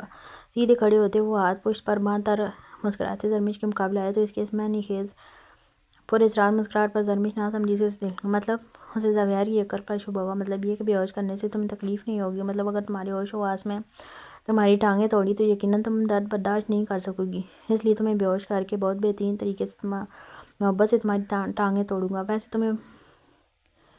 ویسے تم بنا ٹانگوں کے بھی مجھے اتنی اچھی لگو گی، بس میری مشقت تھوڑی بڑھ جائے گی، خود تم چل نہیں سکو گی تو تمہیں واش روم بھی مجھے بات ادھوری چھوڑتے زاویار کندھے اچکا گیا۔ وہ جو بڑے غور سے اس کی بات سن رہی تھی تلملا اٹھی۔ زرمش کا چہرہ لال بھبوکا ہونے لگا۔ میں ہی پاگل ہوں، کہاں دماغ خراب کر رہی ہوں اپنا۔ وہ ایک دم بوسے سے پھٹتی روتے ہوئے واپس کمرے سے باہر نکلنے لگی کہ زاویار اس کے راستے میں حائل ہوا۔ اچھا پاگل، میری بات سنو۔ نچلا لب دانتوں تلے دباتے ہوئے اسے زج کر رہا تھا۔ اس لڑکی کا ضابطہ آزما رہا تھا۔ سیدھے طریقے سے وہ سیدھی نہیں ہو رہی تھی۔ زاویار خانزادہ نے اسی کے طریقے طرح بننے کا فیصلہ کیا۔ اگرچہ وہ سیدھی نہیں تو دونوں ٹیڑھے ہو سکتے تھے۔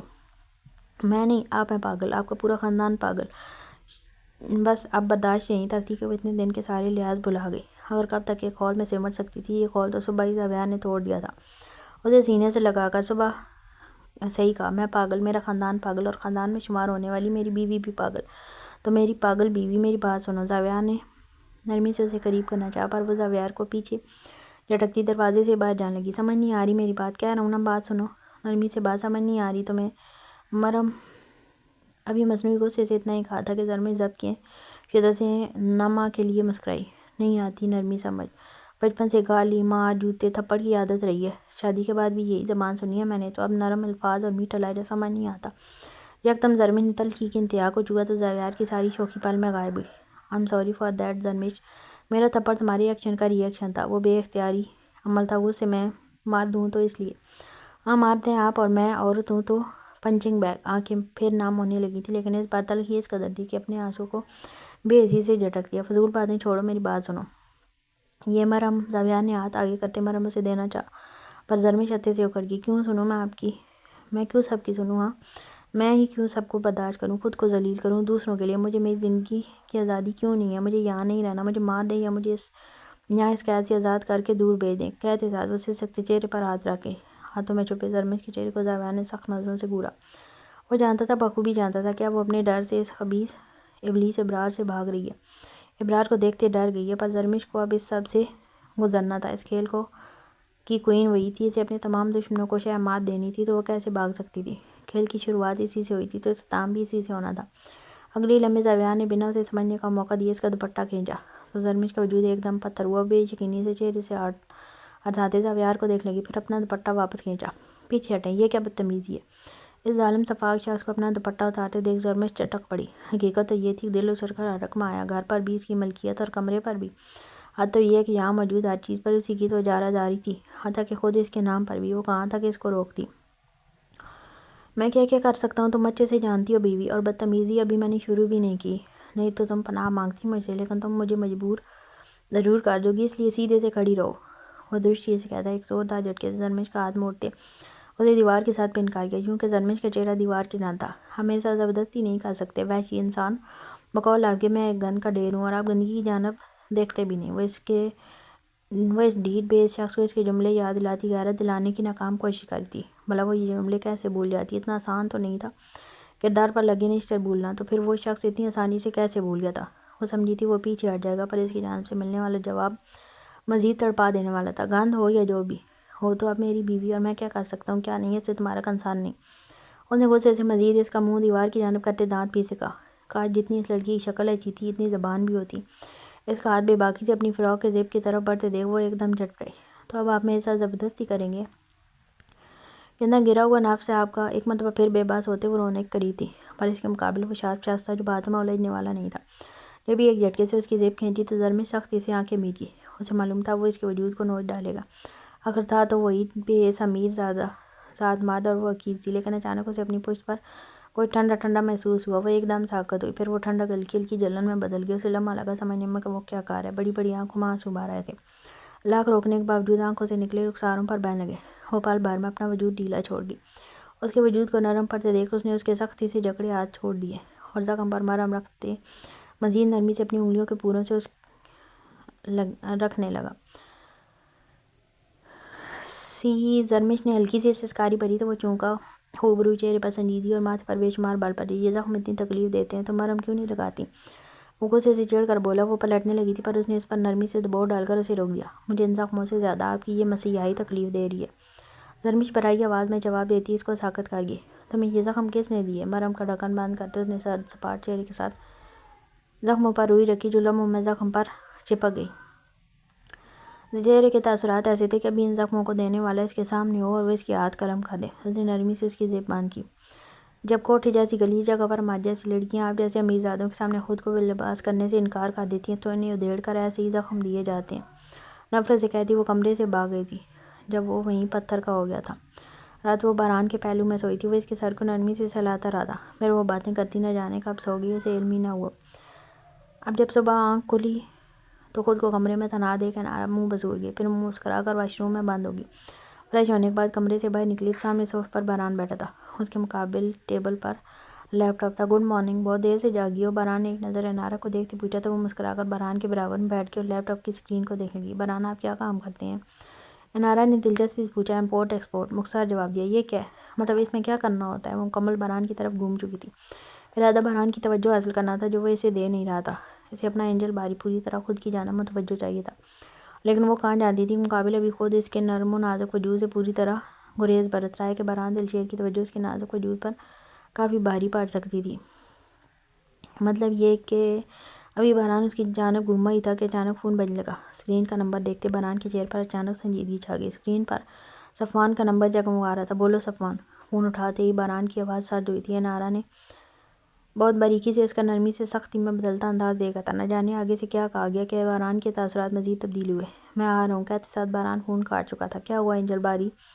سب ٹھیک ہے؟ انارا نے باران کو کھڑا ہوتے دیکھا تو خود بھی باران کے پیچھے چلنے لگی۔ انارا، تمہارے روم کے برابر والا روم ریڈی کرواؤ۔ بہت اچھے سے، اس نے نرمی سے انارا کے گال پر ہاتھ رکھتے کہا تو انارا مسکرا کر اس بات میں سر لاگی۔ پر اینجل باری کون؟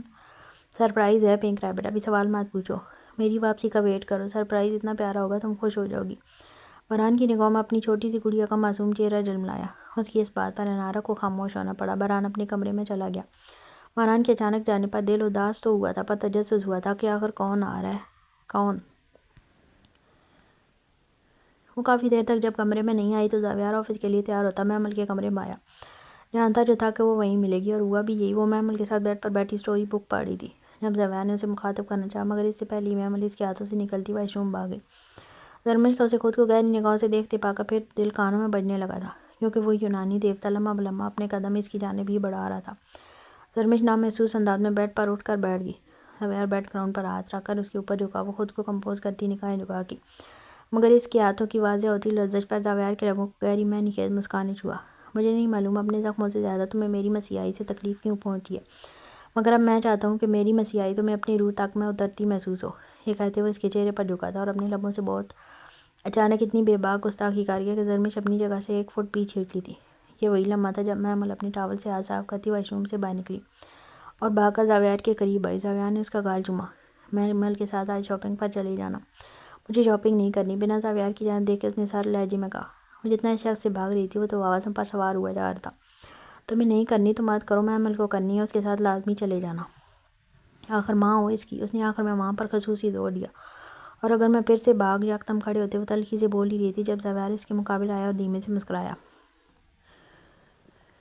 کوئی بات نہیں، مجھے پرواہ نہیں، بتایا تو تھا تم مجھے لنگڑی بھی قبول ہو، جہاں بھی جاؤ گی واپس میرے پاس آؤ گی اور میں بہت نرمی سے تمہاری ٹانگیں جسم سے الگ کر دوں گا۔ وہ بہت آرام اور نرمی سے اس کا گال تھپک کر سرگوشی میں بو رہا تھا تاکہ محمل نہ سن پائے۔ زرمش نے مٹھی بھیجتے اسے دیکھا، پھر چہرہ موڑ گئی۔ ابرار کو میں نے خاص تمہاری حفاظت کے لیے اور چھوٹے بڑے کاموں کے لیے مقرر کیا، تم اور محمل اس کے ساتھ چلی جانا۔ وہ بات مکمل کرنے کے ساتھ ساتھ زرمش کی بدلتی رنگت دیکھ رہا تھا جو اچانک سفید پڑنے لگی تھی۔ یہ خوف کہ جو شخص پہلے اسے بیچ چکا تھا اب بھی بیچ سکتا تھا، اور اب تو ساتھ معصوم محمل بھی تھی۔ میں آفس جا رہا ہوں، محمل کا گال چومتا وہ ساکت کھڑی زرمش کی جانب بڑھا، پھر بنا دیر کیے اپنے لب زرمش کے گال پر رکھے تو ہوش میں لوٹتی زرمش پتھر ہوگی۔ زاویار پیچھے ہوا تو محمل زور سے ہنسنے لگی۔ جب تک زرمش نے حرکت کی زاویار جا چکا تھا۔ زرمش اس کی جاتی ہی محمل کو لیے اپنے کمرے میں آ گئی۔ وہ بظاہر محمل کے ساتھ مصروف رہی، لیکن کمرے کی ایک ایک چیز گزرے گنتی کے لمحات یاد دلا رہے تھے۔ وہ یہ سب نہیں سوچنا چاہتی تھی پر سوچ رہی تھی۔ خود سے جھنجھلاتے وہ محمل کو سلاتی خود بھی گہری نیند سو گئی۔ نہ جانے سوتے ہوئے کتنی دیر گزری، جب آنکھ کھلی تو بستر کو خالی پایا۔ ذہن بیدار ہوا تو اندازہ ہوا سوتے وقت محمل سعدیہ وہ بستر سے غائب ہے۔ جلدی سے دوپٹہ درست کرتے وہ کمرے سے باہر نکلی تو معلوم ہوا کہ دوپہر ہو چکی ہے۔ محمل کے کمرے میں دیکھا پر محمل وہاں نہیں تھی، کچن ڈائننگ کہیں بھی نہیں تھی۔ وہ جلد بازی میں باہر نکلتی لان میں جانے لگی، جب دروازے سے اندر آتے ابرار سے ٹکراتے ٹکراتے بچی۔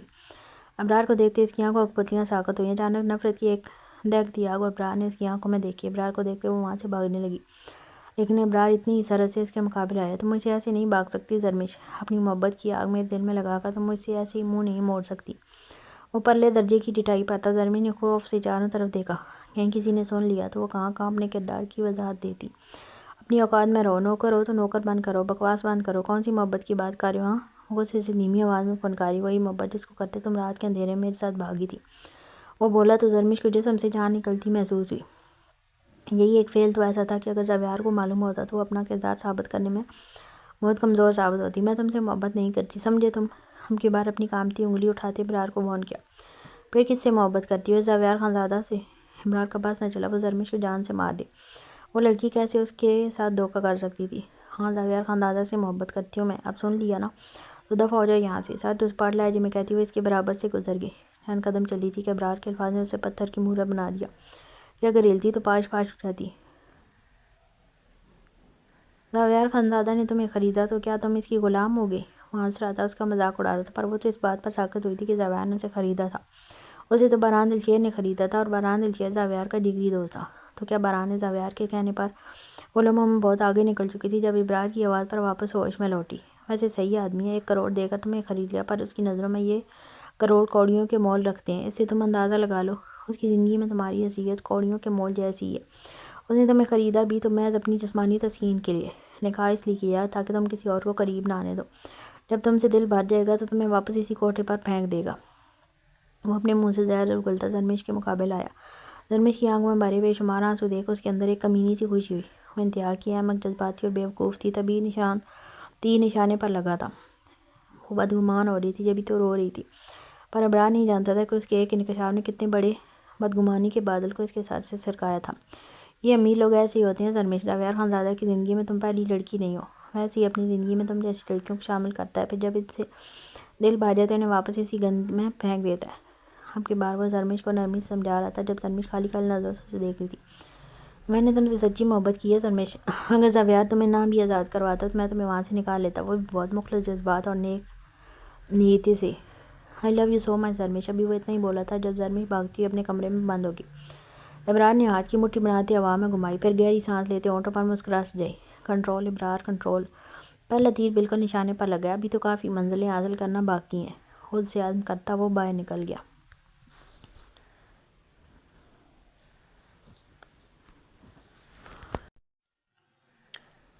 خود میں بہت ہمت مجتمع کرتا وہ کھڑا ہوا تھا، یوں لگتا تھا جسم کا ایک ایک حصہ ٹوٹ کر بکھر جائے گا۔ اس وجہ سے اسے مزید برباد کرنے کا کہہ کر گیا تھا، پر وہ آباد ہی کب تھا جو برباد ہوتا؟ وہ تو پہلے ہی پوری طرح تہی دامن رہ گیا تھا۔ قدم من من لیے وہ کمرے کے اندر آیا۔ ایلف گھٹنے میں سر دیے بیٹھی تھی۔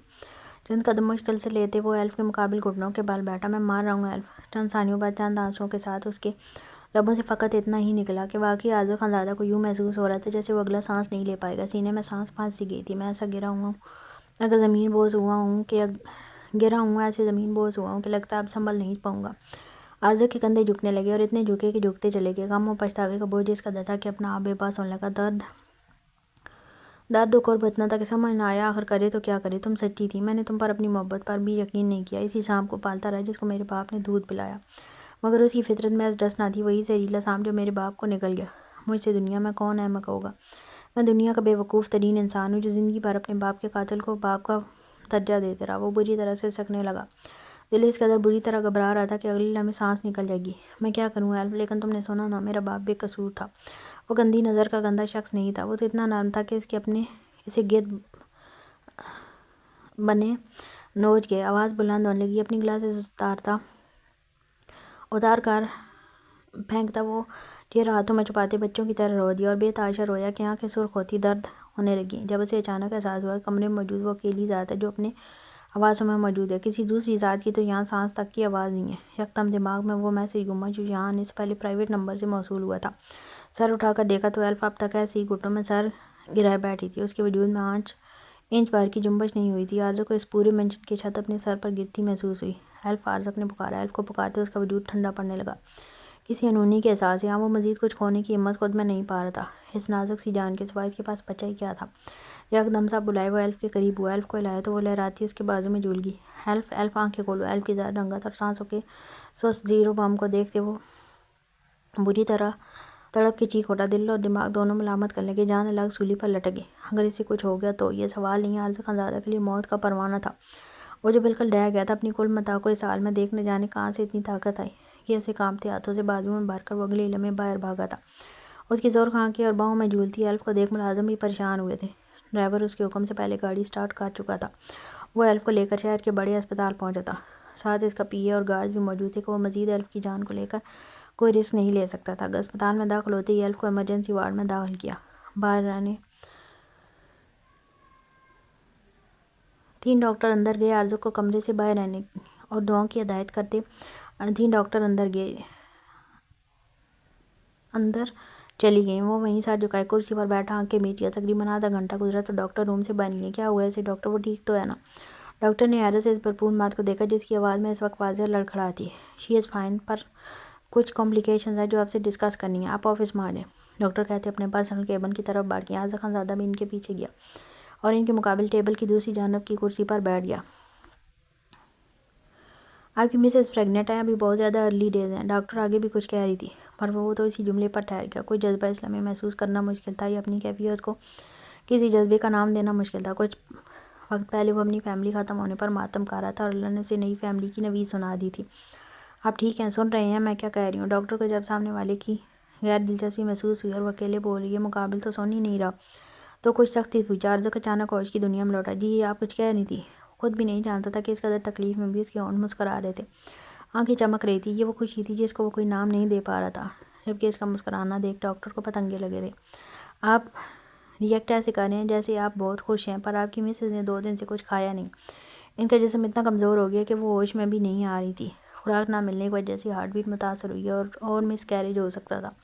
ڈاکٹر نے غصے سے کہا تو عارضہ کی مسکراہٹ مان پڑی۔ بیبی اور وہ ٹھیک تو ہے نا ڈاکٹر؟ اس نے تھوک نکلتے پوچھا۔ ڈاکٹر کہہ دیتی بیبی کیا اسے نقصان کا خطرہ ہے تو یہ خوشی ابھی اس دنیا میں آئی نہیں تھی۔ وہ لمحوں میں اس خوشی سے جڑ چکا تھا اور اگر خدا نخواستہ اس سے یہ خوشی چھن جاتی تو وہ کیا کرتا؟ نہیں فی الحال کوئی خطرہ نہیں ہے۔ آپ کی مسز بہت ویک ہیں، ان کو ہیلتھی ڈائٹ کی ضرورت ہے۔ فی الحال تو انہیں ڈرپ ہے کے ذریعے انرجی اور وٹامنز دیے جا رہے ہیں، مگر آگے آپ کو ان کا کھانے کا خیال رکھنا ہے۔ میں ان کی ڈائٹ شیٹ تیار کروا دوں گی۔ ڈاکٹر نے آپ کی بات نرمی سے کہا تو عارضہ نے اس بات میں سر لایا۔ میں اس سے مل سکتا ہوں؟ یہ پوچھتے اس کا دل ڈوب کر معدوم ہوا تھا۔ وہ اب ایلف کو کیسے فیس کرتا، آخر کیسے سامنا کرتا اس کا؟ فی الحال وہ بے ہوش ہیں، آپ چاہیں تو دیکھ سکتے ہیں، ڈاکٹر نے پروفیشنل انداز میں کہا۔ وہ تھینک یو کہتا اٹھ کھڑا ہوا، کمرے سے باہر نکلتے قدم پرائیویٹ وارڈ کی طرف بڑھائے جس میں ایلف تھی۔ کمرے کے اندر داخل ہوا تو ایک نرس وہیں بیٹھی تھی۔ عارضہ کو دیکھتی کمرے سے باہر نکل گئی۔ سنگل بیڈ کے درمیان ہی ایلف دنیا معافیت سے بے خبر گہری نیند میں تھی۔ ہاتھ پر ڈرپ لگی تھی، چہرے پر ہلکا پیلا پن تھا۔ عارضہ قدم قدم چلتا اس کے سرانے بیٹھ گیا، یک ٹک ایلف کو دیکھنے لگا۔ آج 2 دن بعد اس نے ایلف کو اتنی فرصت سے دیکھا تھا، آنکھیں گویا ٹھنڈی ہونے لگی تھی۔ ایلف کے الٹے ہاتھ پر اپنا ہاتھ رکھا جو ایلف کے سینے پر رکھا تھا، پھر اپنا ہاتھ کو حرکت دیتا ہوا ایلف کے پہلو پر رکھ گیا۔ اچانک دل کی دھڑکن رفتار پکڑنے لگی۔ سامنے بے ہوش اس کی من پسند لڑکی، اس کی پہلی محبت اور اس کی بیوی۔ اب اس سے ایک اور گہرا رشتہ قائم ہوا تھا۔ وہ اس کی بچے کی ماں بھی بننے والی تھی۔ آنکھیں نم ہونے لگی تو وہ نم آنکھوں سے مسکرایا، پھر جو کر ایلف کے ماتھے پر اپنے لب رکھے۔ 2 دنوں سے اس کے بغیر وہ بھی تو بے جان ہو رہا تھا، ابھی اسے بھی تو توانائی کی ضرورت تھی۔ وہ ایلف کے چہرے کے ہر نقش کو شدت سے چومنے لگا۔ سامنے سوئی لڑکی سچ کھلنے سے پہلے بھی اس کے لیے معتبر تھی اور سچ کھلنے کے بعد بھی، اور اب اپنے وجود میں اس کے جسم کا ٹکڑا رکھ کر اور زیادہ معتبر ہو گئی تھی۔ آخر میں اس کے پہلو پر لب رکھتے وہ دھیما سانسا۔ دل ابھی سے مچلنے لگا تھا، کوئی نرم سا چھوٹا سا وجود دنیا میں آئے تو وہ اسے بھی چوم لے۔ ایک بھرپور نظر ایلف پر ڈالنے کے بعد وہ وارڈ سے باہر نکلا۔ باہر نکلتے اس کا چہرہ مکمل تاریک پڑ چکا تھا۔ ہاں وہ جو سمجھ رہا تھا اب سنبھل نہیں سکے گا، اب سنبھل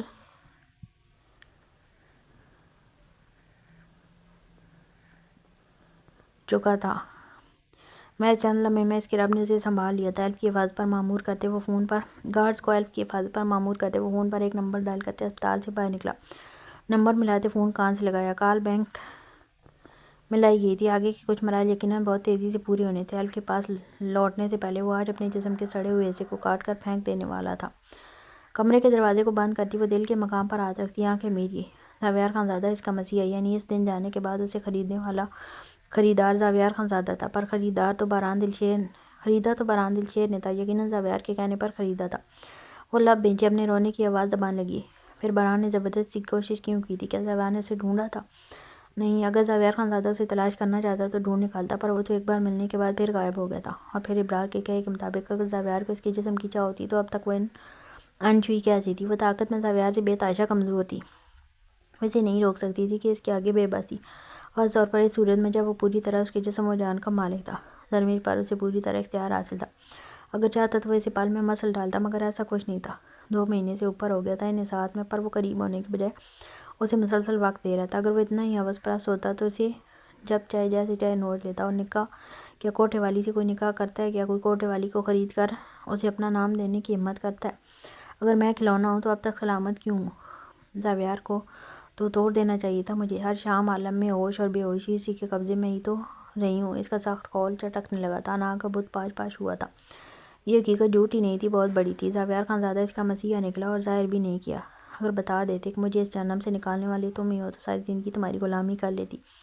وہ اسے سکنے لگی۔ ہاں، اسے یقین آ گیا تھا کہ اگر زاویار نے اسے خریدا تھا تو مقصد ہرگز اس کے جسم کا حصول نہیں تھا۔ وہ اپنی لاپرواہی اور لاتعلقی سے اس کے دل پر محبت تو پہلے ہی نقش کر چکا تھا۔ اب جب وہ مہربان ثابت ہو رہا تھا تو وہ کیسے کسی کروٹ سکون سے بیٹھ پاتی۔ کافی دیر ہونے کے بعد وہ فریش ہونے واش روم میں بند ہوگی۔ فریش ہو کر اپنی آنکھوں کو سرما لگا کر نارمل کرنا چاہا۔ ہونٹوں پر ہلکی لپسٹک لگا کر وہ ڈارک بلو رنگ کی کیپری شرٹ پہنے پہلے سر پر دوپٹہ باندھتی تیار ہو چکی تھی۔ ایک نظر اپنی تیاری پر ڈالتی وہ کمرے سے باہر نکلتی محمل کے کمرے میں چلی گئی۔ اب اسے زاویار کے آنے کا انتظار تھا۔ یقیناً وہ اتنی جلدی اپنا آپ زاویار کے سامنے پیش نہیں کرنے والی تھی، پر اب حیران ہونے کی باری زاویار خانزادہ کی تھی۔ وہ آفس میں تھا اور پرویز خانزادہ کے تمام بینک اکاؤنٹس بلاک کروا چکا تھا۔ اسے اس وقت آفس میں موجود ہونا چاہیے تھا کیونکہ اس کو معلوم نہیں تھا کہ عارض کو اس کی تمام حقیقت جان چکا ہے، مگر وہ تو گدھے کے سر سے سینگ کی مانند منظر سے غائب ہو چکا تھا۔ عارض نے سر جھٹکا اور آفس اپنے مینیجر کو اطلاع دے کر دوبارہ ہاسپٹل کے لیے نکل آیا، مگر ہاسپٹل پہنچ کر اس کے پیروں تلے سے زمین سرک گئی۔ اس کا دل پھٹنے کو تھا کہ ایلف ہاسپٹل سے غائب تھی۔ یہ کیسے ہوا؟ کسی کو کچھ خبر نہیں تھی، حالانکہ ہاسپٹل میں موجود گارڈز بھی غائب تھے۔ محض 2 گھنٹے لگے تھے اسے جہاں جہاں امید اور گمان تھا اس کا چچا پایا جا سکتا، اس نے ہر جگہ کو چھان مارا تھا۔ ہاسپٹل سے باہر کھڑے ہونے والے گارڈز کی الگ درگت بنی تھی جن کی موجودگی میں کوئی اس کی بیوی کو لے گیا تھا، پر کہاں؟ سوچ سوچ کر جب درمیان سے کچھ مسنگ لگ رہا، سوچ کر جب دماغ تھک گیا تو وہ سر پکڑ کر بیٹھا سوچنے لگا۔ درمیان سے کچھ مسنگ لگ رہا تھا، کوئی کڑی ٹوٹ رہی تھی۔ ایلف کو نقصان پہنچانے والا پرویز خانزادہ سرے سے غائب تھا، اور اب ایلف کوئی اس کی اتنی سیکیورٹی سے اس کی بیوی اٹھا لے جائے، یہ بات اسے خود بھی ہضم نہیں ہو رہی تھی۔ جب اچانک ذہن میں سپارک ہوا، اس پرائیویٹ نمبر سے آنے والے میسیج نے ایک بار اسے پھر چونکایا تھا، اور پھر اس کی آنکھیں غصے سے سرد پڑنے لگیں۔ باران دلشیر، دانت کچکچاتے اس نے غصہ ضبط کیا۔ وہ یہاں اسے ڈھونڈ ڈھونڈ کر اس کی فکر اور پریشانی میں آدھا ہو چکا تھا، اور یقیناً باران دلشیر بازی مار گیا تھا۔ ایلف کا ہمدرد اور خیر خواہ باران دلشیر کے علاوہ کون ہو سکتا تھا؟ باران دلشیر یقیناً ایلف کے پل پل سے باخبر تھا۔ عارض خانزادہ کبھی کبھی حیرت کے سمندر میں غوطے کھاتا تھا کہ آخر جتنا اس نے باران دلشیر کے بارے میں سن رکھا تھا، جتنا اس نے ایلف کو سیکیورٹی میں رکھا ہوا تھا، وہ کیسے کسی بھی مزاحمت کے بغیر اسے اتنی آسانی سے اس کے ناک کے نیچے سے لے آیا تھا۔ اور پھر بعد میں بھی باران دلشیر کی جانب سے پن ڈراپ سائلنس اسے ویسے بھی ہضم نہیں ہوتی تھی۔ وہ سب سمجھتا چلا گیا۔ جب ایلف اس کے گھر میں تھی تب باران دلشیر اس کے ایک ایک لمحے کی خبر رکھ رہا تھا۔ اب تو ایلف ہسپتال میں تھی، وہ اس بات سے بھی باخبر تھا، اور اب اپنی بہن لے گیا تھا۔ کرسی کو ٹھوکر مارتے وہ کھڑا ہوا، سگریٹ سلگا کر لبوں میں دبائی، چند گہرے گہرے کاش لیتا۔ وہ گہری نظروں سے اس جلتی سگریٹ کو دیکھنے لگا۔ جب ایک اور انکشاف ہوا، اس کا چچا کہاں تھا؟ وہ اچانک کیسے غائب ہو گیا تھا؟ وہ اپنے کہے کے مطابق عارض کو یا ایلف کو نقصان کیوں نہیں پہنچا پایا تھا؟ کیا اسے بھی باران دلشیر نے عارض کو اور ایلف کے رسے سے ہٹا ڈالا تھا؟ کیا اس کی یہ مشکل بھی باران دلشیر نے حل کر دی تھی؟ پھر وہ جلتی سگریٹ زمین پر گری جسے عارض نے پاؤں کے جوتے تلے مسل دیا۔ جیب سے فون نکال کر اپنے مینیجر کو فون کیا اور باران کا نمبر مانگا۔ کچھ دیر بعد اس کے پاس باران دلشیر کا پرنسپل نمبر موجود تھا۔ نمبر پر کال جا رہی تھی، پر مقابل کمینہ ابن کمینہ تھا، جیسے 5-6 کال کاٹنے کے بعد کال تو اٹھائی تھی، پر ایسے پریٹینڈ کرتے کہ ان لوگوں میں جانے کتنے دوستانہ مراسم تھے۔ یہ کہہ کر اطمینان سے کال کاٹ دی کہ عارض کبھی مصروف ہوں بچے، بعد میں بات کرتے ہیں۔ یہ الفاظ اس شعلوں کی طرح بھڑکانے کو کافی تھی۔ باران دلشیر کے پاس اس کا نمبر پہلے سے محفوظ تھا۔ اب تو مزید کنفرم ہو گیا تھا کہ اس سب کے پیچھے باران دلشیر کا ہاتھ تھا۔ اوپر سے باران کا اسے بچہ کہہ کر مخاطب کرنا اس کے تن بدن میں آگ لگا گیا تھا۔ اس نے آگ بگولا ہوتے ایک مرتبہ پھر نمبر ڈائل کیا، جو کہ اب کے بعد چٹکی بر شرافت کا مظاہرہ کرتے دوسری بیل پر ریسیو کر لیا گیا تھا۔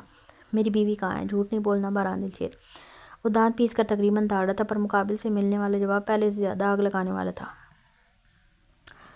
میں تم سے ڈرتا نہیں ہوں جو جھوٹ بولوں گا، ہاں البتہ جواب دینے کا بھی پابند نہیں ہوں۔ جب تک میں نہ کہوں مجھے کال مت کرنا، فری نہیں ہوں، میں بیزی ہوں۔ عارض کی اگلی بات سنے بغیر وہ فون کاٹ چکا تھا، اور عارض پتھر بنا کھڑا رہ گیا۔ پھر غصے سے مٹھی میں فون بھیجتے زور سے دیوار پر مارا۔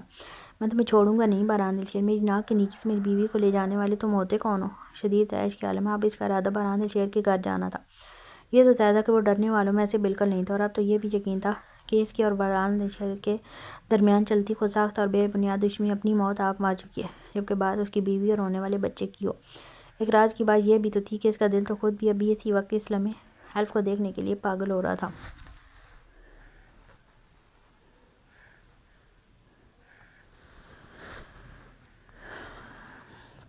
ہاسپٹل کے وارڈ کے بستر پر وہ گہری نیند میں تھی جب بھاری بوٹوں سمیت کوئی کمرے میں داخل ہوا، بلیک ٹی شرٹ اور بلیک جینز میں۔ اوپر کے گریبان کھلے ہوئے تھے اور ہاتھوں کی نسیں نمایاں تھیں۔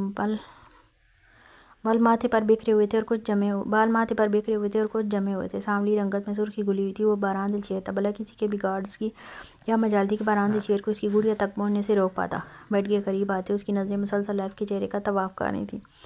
وہ چہرے سے ہی بہت کمزور لگ رہی تھی۔ باران اس کے سرانے بیٹھا اور اس کا چہرہ دیکھے گیا، پھر بے اختیار اپنے ہاتھوں کو دیکھا۔ یہ وہی لڑکی تھی جو اس کے ہاتھوں میں پلی تھی۔ باپ بن کر پالا تھا اس نے اور اسے بے انتہا محبت کی تھی۔ اس نے ایلف اور ریحان کو جان سے بھی زیادہ عزیز رکھا تھا۔ جب دشمنوں کی نظر ایلف پر پڑی اور پہلی بار اسے ایلف کی گمشدگی کی خبر ملی تو وہ ڈر گیا تھا۔ کسی انہونی کے احساس کو سوچتے وہ سیلفش ہو گیا تھا۔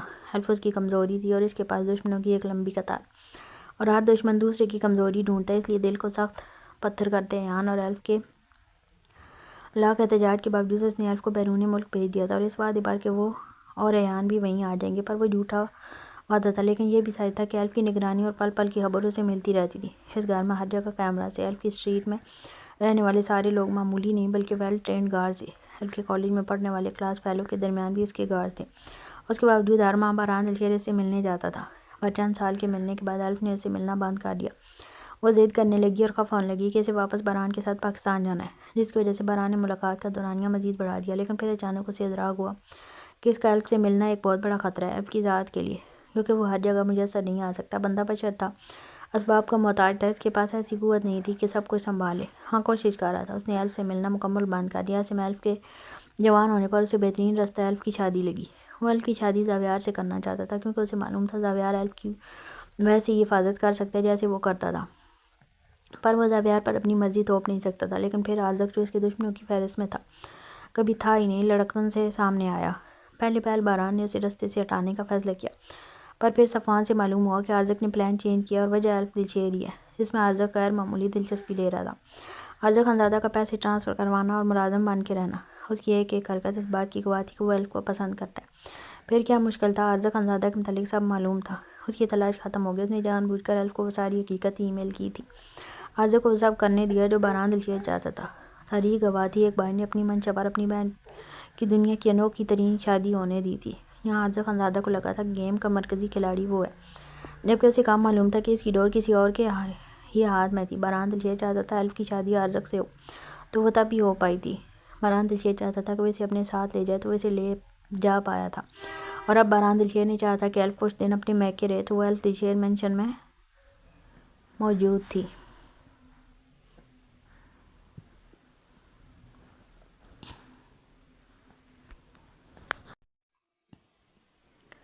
وہ رات بہت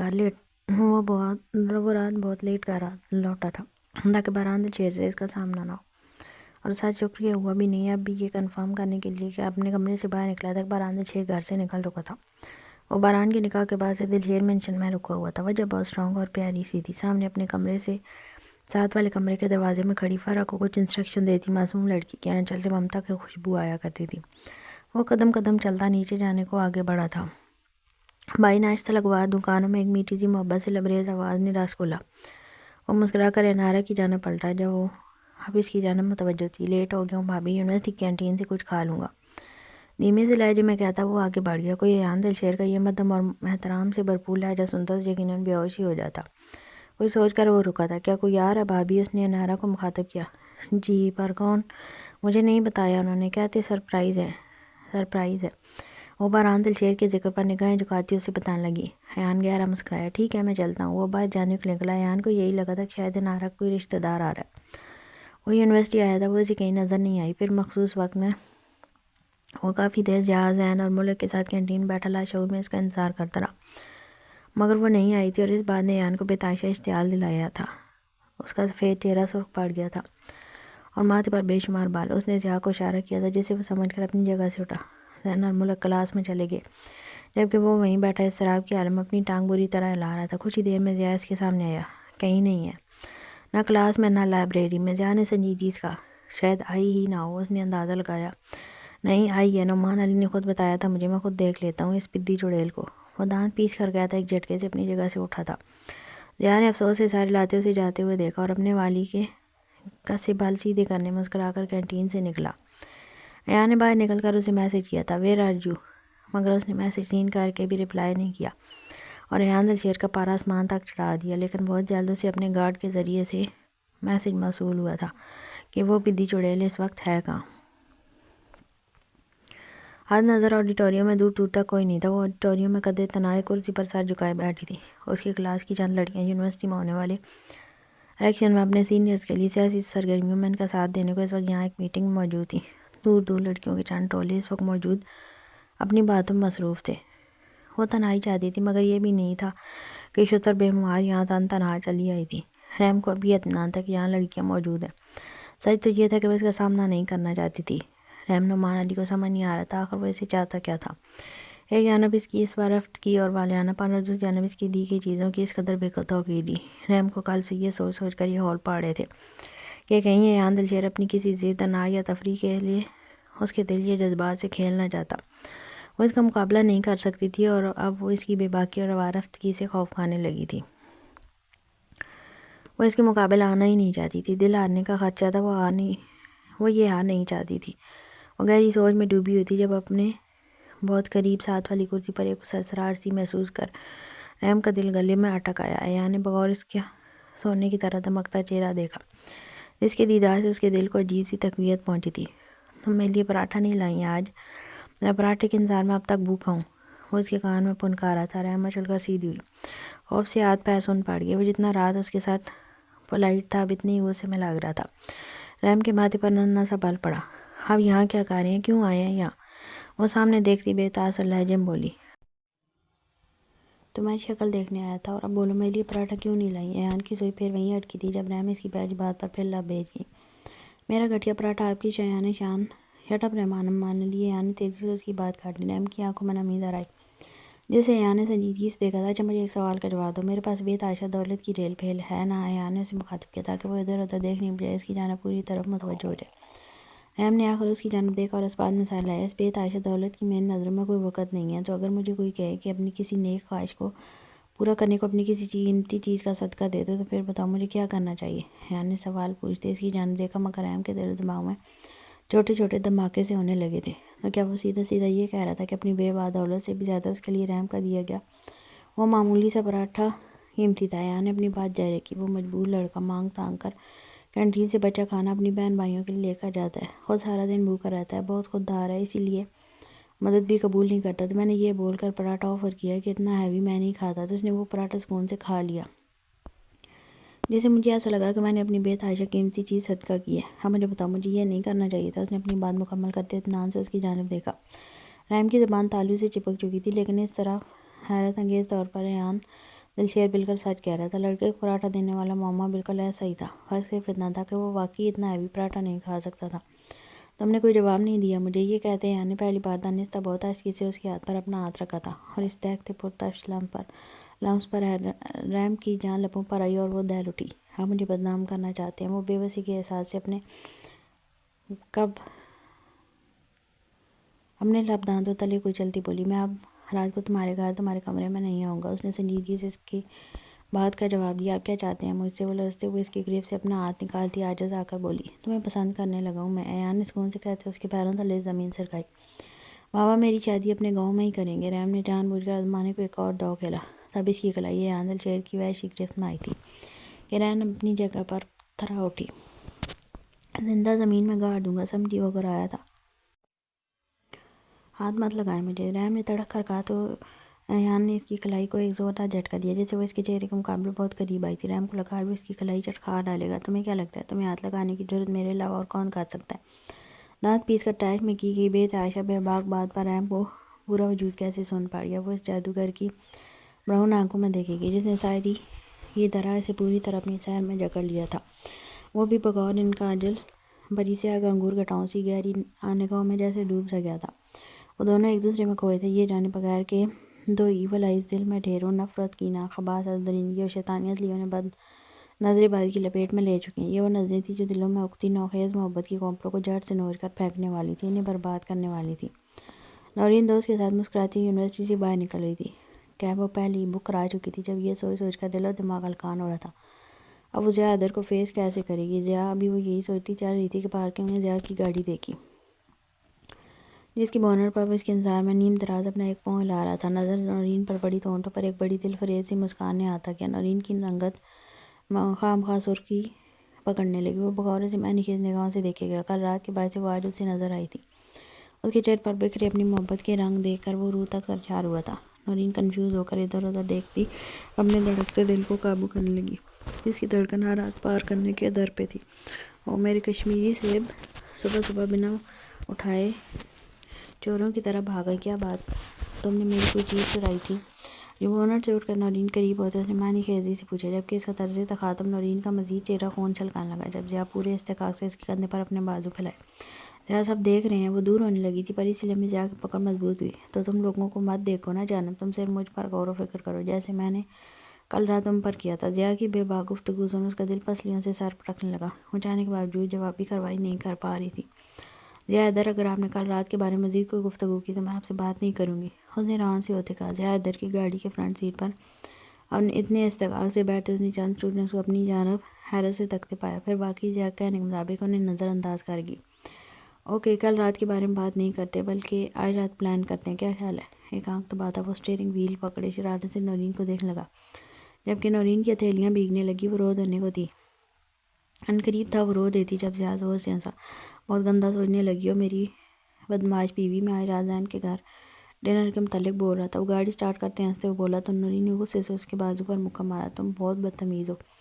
منہ پھلاتے وہ کھڑکی سے باہر دیکھنے لگی۔ ویسے کل رات تو مجھے آپ کہہ کر مخاطب کر رہی تھی، لگتا ہے آپ سننے کے لیے دوبارہ اتنے نزدیک ہونا پڑے گا۔ وہ زیادہ دیر خاموش نہیں رہ سکا، جب بھی مسکراہٹ ضبط کرتے سنجیدگی سے کہا، ضیاء پلیز آپ مجھے تنگ کرنا بند کریں ورنہ میں واقعی بات نہیں کروں گی۔ اب کی بار نورین نے طرز تخاطب فوراً درست کیا، ساتھ بے بسی سے ضیاء کو دیکھنے لگی۔ البتہ شرم و خوف سے قضا کے رنگ اس کے چہرے پر بکھرے بہت دلکش منظر پیش کر رہے تھے۔ ضیاء نے مزید اسے چھڑانے کا ارادہ ترک کر دیا اور خاموشی سے گاڑی ڈرائیو کرنے لگا۔ البتہ وقتاً فوقتاً ضیاء کی پرشور نظریں نورین کو پریشان کر رہی تھیں، جبھی کبھی بے مقصد اپنا دوپٹہ درست کرتی یا بال درست کرتی۔ نورین کو گھر ڈراپ کر کے ضیاء خود کام سے باہر چلا گیا، جسے دیکھ نورین نے شکر کا کلمہ پڑھا اور گھر کے اندر داخل ہو گئی۔ الف کی حقیقت جاننے کے بعد کا ری ایکشن اور پھر ارزق سے زبردستی شادی۔ ارزق خانزادہ کی بھول تھی کہ برہان دلشیر اس کے نکاح میں شامل نہیں تھا۔ اسے شاید یہ بھی معلوم نہیں تھا کہ نکاح پر بطور گواہ سائنی سکے ہوئے تھے اور اس نکاح کا ایک ایک لمحہ اس نے دیکھا تھا۔ حد تو یہ تھی کہ ارزق خانزادہ کے گھر میں لگے کیمروں پر تک برہان دلشیر کا اختیار تھا۔ وہ یوں ہی تو بادشاہ نہیں تھا، اس کے پیادے ہر جگہ تھے۔ وہ گیم چینجر تھا۔ مقابل کو لگتا تھا وہ اپنی بازی کھیل رہا ہے، پر حقیقت میں وہ برہان دلشیر کی چالوں پر چلنے والا پیادہ ہوتا تھا۔ کچھ ایسا ہی ارزق خانزادہ کے ساتھ ہوا تھا، پر اب برہان کو الف کو اپنے ساتھ لے جانا ضروری لگا تھا، کیونکہ جو تھپڑ ارزق نے الف دلشیر کو مارا تھا، برہان ان تھپڑوں کا سود سمیت بدلہ وصولنے والا تھا۔ جتنا اس کی بہن تڑپی تھی، اتنا ہی ارزق خانزادہ کو واپس ملنا تھا۔ اس کا خون کھول اٹھا تھا یہ دیکھ کر کہ ارزق نے الف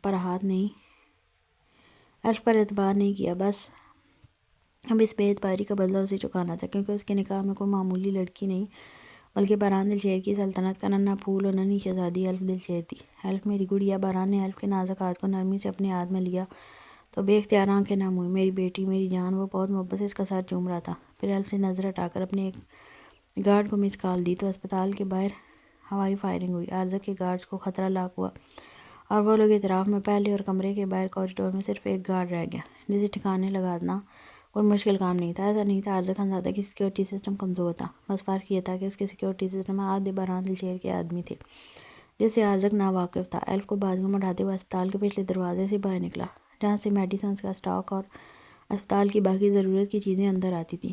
وہ الف کو لیے وہاں سے نکلا تھا۔ گاڑی مینشن کے پورچ میں رکی تو انارا جو جلے پیر کی بلی کی طرح پورے گھر میں بلائی پھیر رہی تھی، بھاگ کر باہر رہی، پر اگلے لمحے جو منظر آنکھوں نے دیکھا اسے دیکھتے اس کے پیروں تلے سے زمین کھسکنے لگی۔ ایک نازک سی لڑکی جسے برہان دلشیر نے اپنی گود میں اٹھایا ہوا تھا، اس لڑکی کا سر برہان کے سینے سے لگا تھا۔ انارا کا چہرہ تاریک ہونے لگا، وہ سن کھڑی یک ٹک برہان کو دیکھنے لگی۔ برہان نے ایک نظر انارا کو دیکھا، پھر اس کے سائڈ سے گزرتے اندر چلا گیا۔ جو روم انارا کو ریڈی کروانے کا تھا اسے پاؤں سے دھکا لگاتے وہ کمرے کے اندر داخل ہوا تو توقع کے عین مطابق روم بالکل تیار تھا۔ ایلف کو بیڈ کے وسط میں اتارتے ہوئے ایلف پر کمفرٹر درست کرنے لگا۔ کمرے کے پردے گرا کر کمرے میں نیم اندھیرا کیا اور سائڈ لیمپ کی روشنی ہلکی کر کے آن کر دی۔ وہ جانتا تھا ایلف بچپن سے ہی مکمل اندھیرے سے ڈرتی تھی۔ ایک تکیہ ایلف کے سرانے رکھا، یہ سب کچھ انارا کمرے کے دروازے پر کھڑی دیکھ رہی تھی۔ پہلا خیال ذہن میں آیا کہ شاید وہ باران کی بہن ہو، پر وہ لڑکی کہیں سے بھی باران سے نہیں ملتی تھی۔ نہیں، باران نے بتایا تھا اس کی کوئی بہن ہے۔ ملازمین سے بھی یہی معلوم ہوا کہ باران کا صرف ایک بھائی ہے اور وہ ایان دلشیر ہے۔ وہ یکٹک باران کو ہی دیکھ رہی تھی جب باران نے نرمی سے جھکتے ایلف کے ماتھے پر اپنے لب رکھے، پھر کمرے سے باہر نکل گیا۔ باران کے باہر نکلنے پر انارا نے بھی قدم پیچھے لیے۔ باران نے دروازہ بند کر دیا، پلٹ کر انارا کو دیکھا جس کی آنکھوں پر ڈھیر ڈھیر پانی جمع تھا۔ انارا باران لب بینچوں سے دیکھنے لگا کہ سامنے کھڑی اس کی متاع کل کو اس کی ذات پر بس اتنا صدمہ تھا کہ وہ کسی کو بھی باران کے ساتھ دیکھتی تو ایسے ہی ری ایکٹ کرتی۔ اس کی بے اعتباری باران کو شدید چبھی تھی۔ ایک پل کو سوچا اس کی غلط فہمی دور کر دے، پر اگلے ہی لمحے اپنے خیال پر لعنت بھیجتے کندھے اچکا کر باہر نکل گیا۔ جب اس کی اس قدر بے اعتنائی پر انارا کی آنسوؤں میں روانی آئی، لون کے صوفے پر دب سے بیٹھی وہ ہاتھوں میں چہرہ چھپاتی رو دی۔ ابھی روتے ہوئے چند لمحے گزرے تھے جب فرح نے اسے روتے دیکھا بھاگتے ہوئے اس کے پاس آئی۔ کیا ہوا انارا، سب ٹھیک تو ہے نا؟ آئے، میرا دل بیٹھا جا رہا ہے، ایسے کیوں رو رہی ہو؟ کیا باران صاحب نے کچھ کہا ہے؟ فرح متجسس ہوتے پوچھنے لگی۔ جب سے انارا مالکن ہوئی تھی اس کے وارے نیارے ہو گئے تھے۔ رات جو کھانا یہاں بنتا وہی کھانا اس کے گھر بھی پیک ہو کر چلا جاتا۔ باران سے کہہ کر اس کی تنخواہ کا اضافہ بھی جلد ہونے والا تھا۔ ایسے میں انارا کی فکر فطری بھی تھی اور کچھ لالچ کی عوض بھی۔ فرح کے کہنے پر انارا نے روتے روتے ساری بات اس کی گوش گزار کی تو فرح کا چہرہ غصے سے لال ہو گیا۔ کون ہے وہ منحوس لڑکی اور ایسے آنسو بہانے سے کیا ہوگا؟ دیکھو انارا، جو تمہاری جیسی روتی دھوتی لڑکیاں ہوتی ہیں نا، شوہر ان کو ایسے ہی دباتے ہیں۔ تھوڑی مضبوط بنو اور اس لڑکی کو گھسیٹ کر مینشن سے باہر پھینک دو۔ فرح نے انتہائی درست لہجے میں کہا تو انارا کے رونے میں روانی آئی۔ نہیں نا فرح اپی، یہ گھر میرا تھوڑی ہے، اگر میں نے ایسا کچھ کیا تو باران مجھے اتنا بولتے۔ انارا چہرہ جھکا گئی۔ او بی بی، ہوش کے ناخن لو، یہ گھر اب تمہارا ہی ہے۔ اگر تمہارا نہیں ہوتا تو تم بیوی نہیں ہوتی باران سر کی۔ اپنی جگہ پہچانو انارا، اپنے شوہر کو صرف خوبصورتی سے متاثر نہ کرو، ان پر اپنا حق جتاؤ، یہ شو کرو کہ تم بہت مضبوط ہو اور فکر مت کرو، میں ہوں تمہارے ساتھ۔ آخر میں فرح نے اسے حوصلہ دیا۔ مجھے ڈر لگ رہا ہے، انارا نے بیچارگی سے کہا۔ جانتی ہو، جب میری شادی ہوئی تو میرے شوہر کا پڑوسن سے چکر پکڑا گیا تھا۔ پہلے میرے شوہر نے مجھے ہی ڈرایا کہ تمہیں گھر سے نکال دوں گا، پر جب میں نہ مانی اور اس لڑکی کی درگت بنائی تو ہاتھ جوڑ کے پیچھے آیا۔ فرح نے فخریہ بتایا تو انارا آنسو صاف کرتی سوچ میں پڑ گئی۔ میں کیا کروں؟ آنکھوں میں نمی لیے پوچھا۔ اس لڑکی کو گھر سے باہر نکالو، فرح نے مخلصانہ مشورہ دیا۔ وہ بے ہوش ہے، انارا نے فوراً اطلاع دی۔ اس کا مطلب میں جیسا سوچ رہی ہوں ویسا ہی ہے، فرح نے آئی برو کھینچتے کہا۔ پھر خود کو دیکھتی انارا کو دیکھتے گہرا سانس لیا۔ تم بے فکر ہو انارا، تم سے پہلے بہت، وہ بولتے بولتے بھی ساختہ رکی تھی۔ کیا مجھ سے پہلے بہت؟ انارا کا لہجہ عجیب ہوتا۔ ارے میرا مطلب تم سے پہلے بھی بہت دیکھی ہوں گی باران صاحب نے، پر نکاح تو تم سے کیا، اس کا مطلب صاف ہے تمہاری جگہ بہت مضبوط ہے۔ تم بس اپنی موجودگی کا احساس دلاؤ، خاموش مت رہو۔ وہ لڑکی نہیں رہ سکتی یہاں، لڑکی بے ہوش ہے پر تمہارا شوہر تو ہوش میں ہے۔ جاؤ ان سے جا کر بات پرس کرو۔ فرح نے ادھر ادھر دیکھتے ایک اور مشورے سے نوازا۔ ہاں، یہ بالکل آپ ٹھیک کہہ رہی ہیں، نکاح کے 2 دن بعد باران ایسا نہیں کر سکتے میرے ساتھ، بلکہ کبھی بھی نہیں کر سکتے۔ میں ابھی باران سے بات کروں گی۔ انارا ایک بار پھر روتی ہوئی کھڑی ہوئی۔ پہلے اپنے آنسو صاف کرو اور چہرے پر سختی لاؤ، آئی برو بینچو، ماتھے پر بال ڈالو، پھر جاؤ۔ فرح نے مزید بریفنگ دی۔ انارا نے اس کے کہنے پر عمل کیا۔ اس سے کیا ہوگا؟ انارا کے بے تکے سوال پر اس کا دل کیا اس لڑکی کو چھت سے نیچے پھینک دے۔ بیوقوف لڑکی، آدھا کام تمہارے فیس ایکسپریشن سے ہی ہو جائے گا۔ فرح کی مزید حوصلہ افزائی پر وہ تن فن کرتی اپنے کمرے میں گئی۔ پہ یہ یاد آتی مزید طے آیا کہ وہ تو واپس اپنے کمرے میں جا چکا تھا۔ کچھ سوچتے اس نے ایک بیگ میں اپنے کچھ کپڑے بھرے اور باران کے کمرے کی طرف چل دی۔ اس بار دروازہ بجانے کی زحمت نہیں کی، بلکہ دھاڑ سے دروازہ کھولتی وہ اندر آئی تھی اور چھوٹا سا بیگ بیڈ پر پٹکا تھا کہ ڈریسنگ مرر کے سامنے کمر کے نچلے حصے پر ٹاول باندھے کھڑی باران نے حیرت سے اسے دیکھا تھا۔ اس وقت وہ شارٹلیس محض ایک ٹاول میں تھا۔ انارا نے ماتھے پر بل ڈالے، غصے سے اس کی جانب دیکھا، پر اگلے ہی لمحے آنکھیں پھاڑے وہ باران کو دیکھ لگی۔ شرمندگی سے چہرہ متغیر ہوا تو فوراً چہرہ دونوں ہاتھوں میں چھپا لیا۔ باران نے پٹکنے کے انداز میں ہیئر برش ڈریسنگ پر رکھا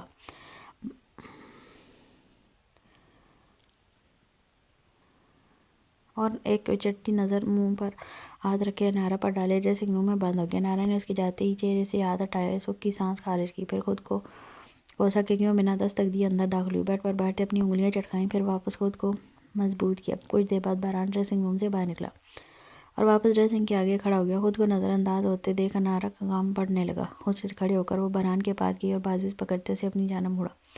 ماتھے پر بال ڈالے بہران کو گنا، مطلب آپ بیر مجھے مار کے مستاق شیر کے منہ میں ہاتھ ڈالا تو وہ آئی برو اچکاتا اس کے ماتھے پر تننا سا بال ملاحظہ کرنے لگا۔ یہ سب کیا ڈرامہ ہے؟ بیڈ کی جانب اشارہ کرتے بہران نے سنجیدگی سے پوچھا۔ یہ تو مجھے آپ سے پوچھنا چاہیے، کون ہے وہ لڑکی؟ یہاں کیوں آئی ہے؟ ماتھے کا بال پل میں غائب ہوا تھا، آنکھیں فوراً نم ہوئی تھی۔ بہران نے اپنے پنک ریبٹ کو زبردستی کا غصہ کرتے دیکھا تو دانتوں تلے لب دبائے۔ تو مجھے بتاؤ پنک ریبٹ کون ہوگی؟ وہ میری سینے پر ہاتھ باندھے بہران نے سخت پیروں سے دیکھا تو نارا کشمکش میں پڑ گئی۔ پہلے اس لڑکی کو بہن کہا تھا تو معلوم ہوا تھا وہ گرل فرینڈ ہے، اب بھی یقیناً گرل فرینڈ ہوگی۔ اچانک ذہن میں جھماکہ ہوا۔ بہران نے کہا تھا پہلے کہ اگر ایسا کچھ دیکھا تو اسی وقت اس لڑکی کو باہر کیوں نہیں نکالا؟ اگر وہ ابھی پوچھتی یہی جواب ملتا۔ وہ ایک نظر بہران کو دیکھتی واپس باہر جانے کے ارادے سے مڑی، جب بہران نے جھٹکے سے اسے خود سے قریب کرتے کمر میں بازو لپیٹا اور ایک جھٹکے سے اسے ڈریسنگ پر بٹھا دیا۔ کہاں جا رہی ہو؟ انارا کے دونوں جانب آتے ماتے وہ کافی متجسس تھا۔ یا انارا کو لگا اس لڑکی کی چٹیاں پکڑ اور اسے گھر سے باہر نکال لے۔ انارا نے جس انداز میں کہا بہران کو شدید جھٹکا لگا، مگر کہیں دل کو یہ تقویت بھی تھی کہ اسے یہ اعتماد اسی کا تو بخشا ہوا تھا۔ وہ ہٹ دھچکا لگا تھا، لیکن اتنی زیادہ انارا سے امید بھی نہیں تھی۔ میری بہن ہے انارا وہ، اس کے اس طرح تانے اور اس قدر شدت پسندی اور رکابت پر وہ کہکا لگا کر ہنسا۔ اس کے چھوٹے سے ریبٹ کی جرأت دن بدن بڑھتی جا رہی تھی۔ کیا وہ گوری سی لڑکی آپ کی بہن ہے؟ لگتی نہیں بالکل بھی، انارا نے حیرت سے پوچھا۔ البتہ اس کے منہ سے لفظ بہن سن کر دل کو تسکین پہنچی تھی۔ مطلب میں کالا ہوں؟ اب کے بار بہران کی نگاہیں انارا کی گردن پر رقص کر رہی تھی۔ نہیں آپ کالے نہیں ہیں، ویسے بھی لڑکے کالے ہی اچھے لگتے ہیں۔ اپنی بات بناتے بخلاہٹ میں اپنی گردن سے بہران کا ہاتھ ہٹانا چاہا، پر یہ محض ایک ناکام کوشش ہی تھی، ورنہ اس کے اس عمل سے اب بہران کی انگلیوں کی جگہ ہونٹ رقص کرنے لگے تھے۔ اپنی کالر بون پر بہران کا شدت بھرا لمس محسوس کرتے جان صحیح معنوں میں ہتھیلی پر آتی ہوش اڑانے لگی تھی۔ ایک بات پر ٹکو، یا تو میں گورا ہوں یا تو کالا۔ اگر تم مجھے گورا کہہ رہی ہو تو تم نے کہا لڑکے کالے ہینڈسم لگتے ہیں، یعنی اگر میں گورا ہوں تو ہینڈسم نہیں ہوں، اور اگر تم نے مجھے ہینڈسم کہا ہے تو اس کا مطلب میں کالا ہوں، یعنی تم مجھے کالا کہہ رہی ہو۔ انارا کے گال پر اپنے دانت دباتا وہ کان میں سرگوشی نما بولا تھا۔ انارا کو لگا اس کا دل اچھل کر باہر آ جائے گا۔ بہران آپ مجھے ڈرا رہے ہیں، انارا نے بمشکل اپنی سانس سنبھالتے کہا تو بہران نے پیچھے ہوتے اس کا گھبرایا ہوا قنداری چہرہ دیکھا، جو اس کی اتنی سی جسارت پر دیکھتا سرخ شعلہ ہو چکا تھا۔ بس اتنے میں ڈر گئی؟ میں نے تو ابھی کچھ کیا ہی نہیں۔ مسز بہران دلشیر میری بیوی اور وہ بھی اتنی کمزور دل کی مالک۔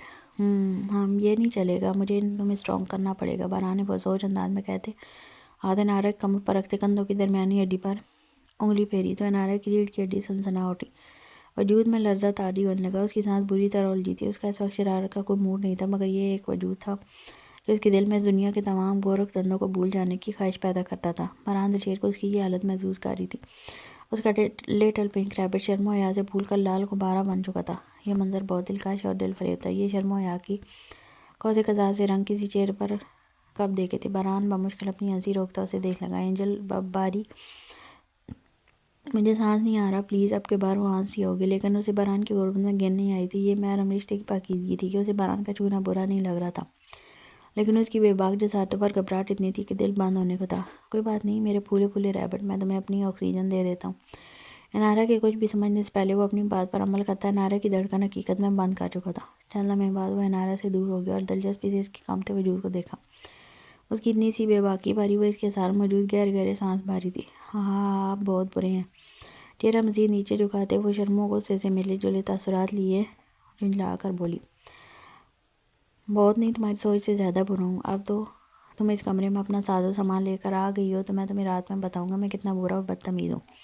لب دانتوں تلے دباتے بمشکل اپنا کہہ روکا۔ دوسری طرف اس کے ارادے سن انارا کے ہوش اڑنے لگے۔ نہیں میں تو یہ غصے میں لائی تھی، ہم نے کل ہی تو کہا تھا یہ روم اچھا نہیں ہے، اب مجھے پتہ چلا کیوں اچھا نہیں ہے۔ اس میں آخر آپ پر بھی کوئی بدمعاش بھوت سوار ہو گیا۔ اپنا بیگ اٹھاتی وہ فوراً کمرے سے باہر بھاگی تھی۔ اس کے نکلتے ہی اس کی تیزی اور شوشے پر بہران کہکا لگاتے ہنس پڑا۔ شام کو ریڈی تھی۔ نورین نے لائٹ پرپل رنگ کی شرٹ اور کیپری پہنا تھا، دوپٹے کا اپنے گرد لپیٹے ہلکے پھلکے میک اپ میں وہ بلا کی دل فریب و حسین لگ رہی تھی کہ ضیاء کا اس پر سے نظریں ہٹانا مشکل ہو گیا۔ ضیاء کی واپسی لیٹ ہوئی تھی۔ نورین کے ہمراہ تیار ہو کر وہ شام زین کے گھر پہنچا تھا، جہاں زین کی ماں نے ان کا وارم ویلکم کیا تھا۔ لان میں بیٹھے وہ باتوں میں مصروف تھے۔ ضیاء اور زین اپنی باتوں میں مگن تھے اور نورین زین کی مدر کے ساتھ ملازمہ چائے کے ساتھ مختلف لوازمات رکھ کر گئی تھی۔ کچھ دیر بعد وہاں ایان اور ملک بھی پہنچ آئے تھے۔ خوشگوار سا ماحول قائم تھا۔ وہ سب ہنسی مذاق میں مصروف تھے۔ زین بھی اطمینان سے بیٹھا ملک کی ٹانگ کھینچ رہا تھا جب عابدہ بیگم کے موبائل پر کال آنے لگی۔ وہ انہیں جلد جوائن کرنے کا کہتی اندر چلی گئیں۔ ان کے جاتے ہی ملک زین اور ایان کے درمیان چھینا جھپٹی کا دورانیہ شروع ہوا۔ ان کے جھپٹنے کی شے ایان کا فون تھا جو بار بار رنگ ہو رہا تھا۔ کبھی محسن ٹون بجتی تو کبھی فون۔ السلام علیکم، ایک میٹھی سی نرم آواز پر وہ تینوں ساکت ہوئے تھے۔ زین نے بے اختیار آنکھیں مینچی تھی۔ نورین بھی کچھ حیرت اور مسکراہٹ لیے چھوٹی سی لڑکی کو دیکھ رہی تھی، جو لڑکی کم اور آسمان سے اتری پری زیادہ معلوم ہو رہی تھی۔ ملک گلا صاف کرتا سیدھا ہوا۔ ایان بھی لاپرواہی سے واپس اپنی جگہ پر بیٹھ گئے، جبکہ زین اب کمر پر ہاتھ باندھے بہت ضبط سے سحر کو دیکھ رہا تھا، جو بلیک رنگ کی شارٹ فراک اور گہرے دار شلوار میں بالوں کو کھولے ایک کندھے پر دوپٹہ ڈالے میک اپ سے بے نیاز بلا شبہ بہت حسین لگ رہی تھی۔ یہ کون ہے زین؟ ملک نے زین کے کندھے پر کندھا مارتے ہوئے پوچھا تو زین نے ناگواری سے اسے دیکھا، جو مسکراتی نظروں سے سحر کو دیکھتا پھر سوالیہ نظروں سے زین کو نہ یہ پری؟ نورین نے شرارت سے پوچھا۔ میں الیاس انکل کی فرینڈ کی بیٹی سحر ہوں۔ سحر نے مسکراتے اپنا تعارف کروایا۔ وہ جو اسے کمرے میں بند کر کے ڈیگریڈ کرنا چاہتا تھا۔ عابدہ بیگم کے بر وقت کمرے میں آنے پر اس نے رو رو کر مرچ مسالہ لگا کر زین کے تمام خطوط انہیں بتا ڈالے۔ تب عابدہ بیگم نے اسے دوبارہ تیار کروا کر خوب سمجھایا تھا کہ زین الیاس کو کیسے سیدھا کرنا ہے، اس لیے وہ اب پورے اعتماد سے عابدہ بیگم کے بھیجنے پر ان کے سامنے موجود تھی، جبکہ زین نے پرسکون سانس خارج کی۔ ساتھ شکر اس نے زین کی بیوی کی حیثیت سے تعارف نہیں کروایا تھا۔ نائس ٹو میٹ یو سحر۔ ملک نے بہت وسیع دل سے سحر کی جانب ہاتھ بڑھایا تو زین بغور اس کے بڑے ہاتھ کو پھر سحر کو دیکھا۔ عجیب سی بے چینی محسوس ہوئی۔ خواہ مخواہ سحر پر غصہ آنے لگا۔ ہائے! ایک نظر زین کو دیکھتے تھے ملک کا ہاتھ تھام لیا۔ ایان اور ضیاء نے زبانی ہائے ہیلو کو فوقیت دی تھی، البتہ نورین نے خوش دلی سے اس معصوم سی لڑکی کو گلے لگایا تھا۔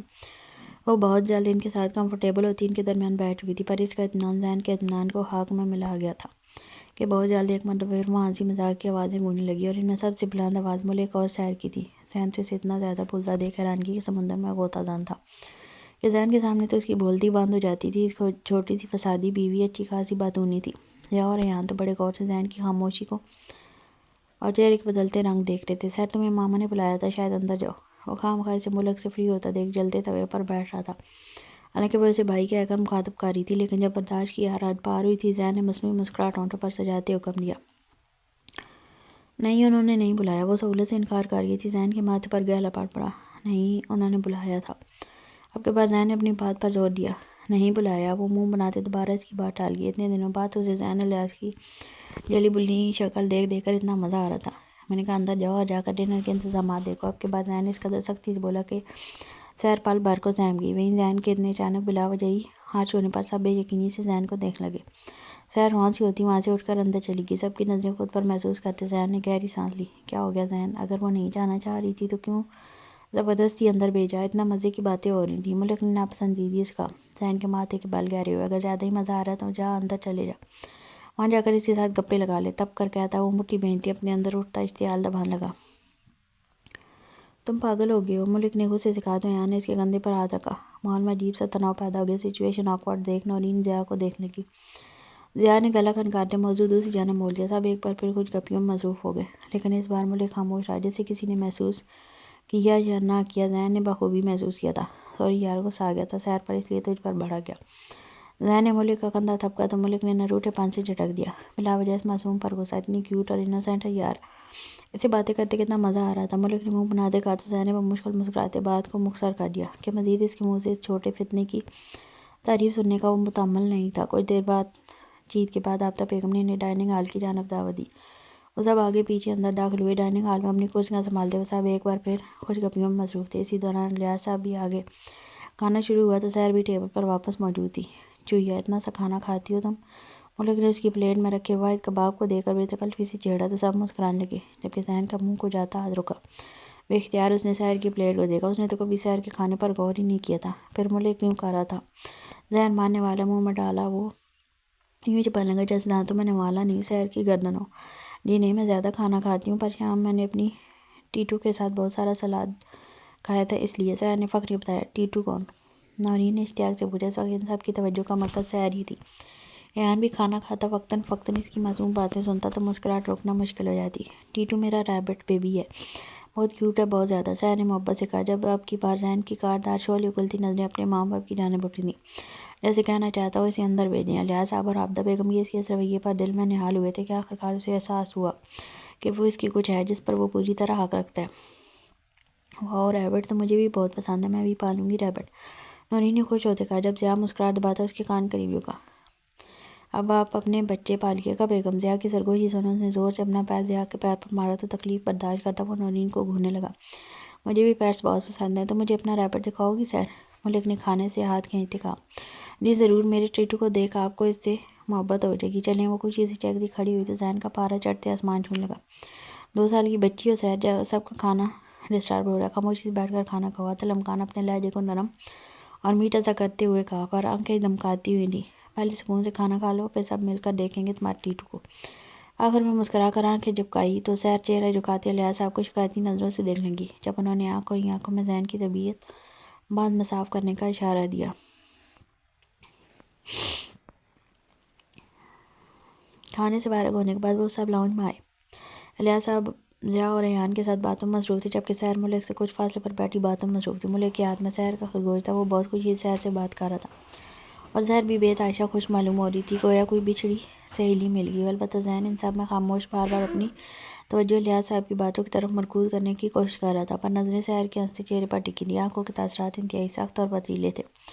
اور ملک تم بتاؤ، تمہارا کیا پروگرام ہے؟ جاب کے لیے کہاں اپلائی کرنا ہے اور شادی وغیرہ کا کیا ارادہ ہے؟ الیاس صاحب نے بلیک ٹی کا کپ لبوں سے لگاتے مسکراتے پوچھا تو اب کی بات صاحب کی نظریں ملک اور سیر پر جم گئی۔ جاب کا تو اچھا ارادہ ہے، میں نے ابھی سے ہی 2-3 کمپنیز میں سی وی ڈراپ کر دی ہے انٹرنشپ کے لیے، اور شادی تو میں خود بھی جلدی کرنا چاہتا ہوں، بس جاب لگتے ہی ماما سے بات کروں گا۔ ملک نے سادگی سے کندھے اچکائے۔ کوئی لڑکی وغیرہ پسند کی ہے؟ عبدہ بیگم نے اشتیاق سے پوچھا تو ملک کی نظریں بے اختیار مسکراتی ہوئی سیر کی جانب اٹھیں، جو اسے ہی دیکھ رہی تھی۔ یہ نظروں کا اشارہ وہاں بیٹھا ہر ایک شخص سمجھا تھا۔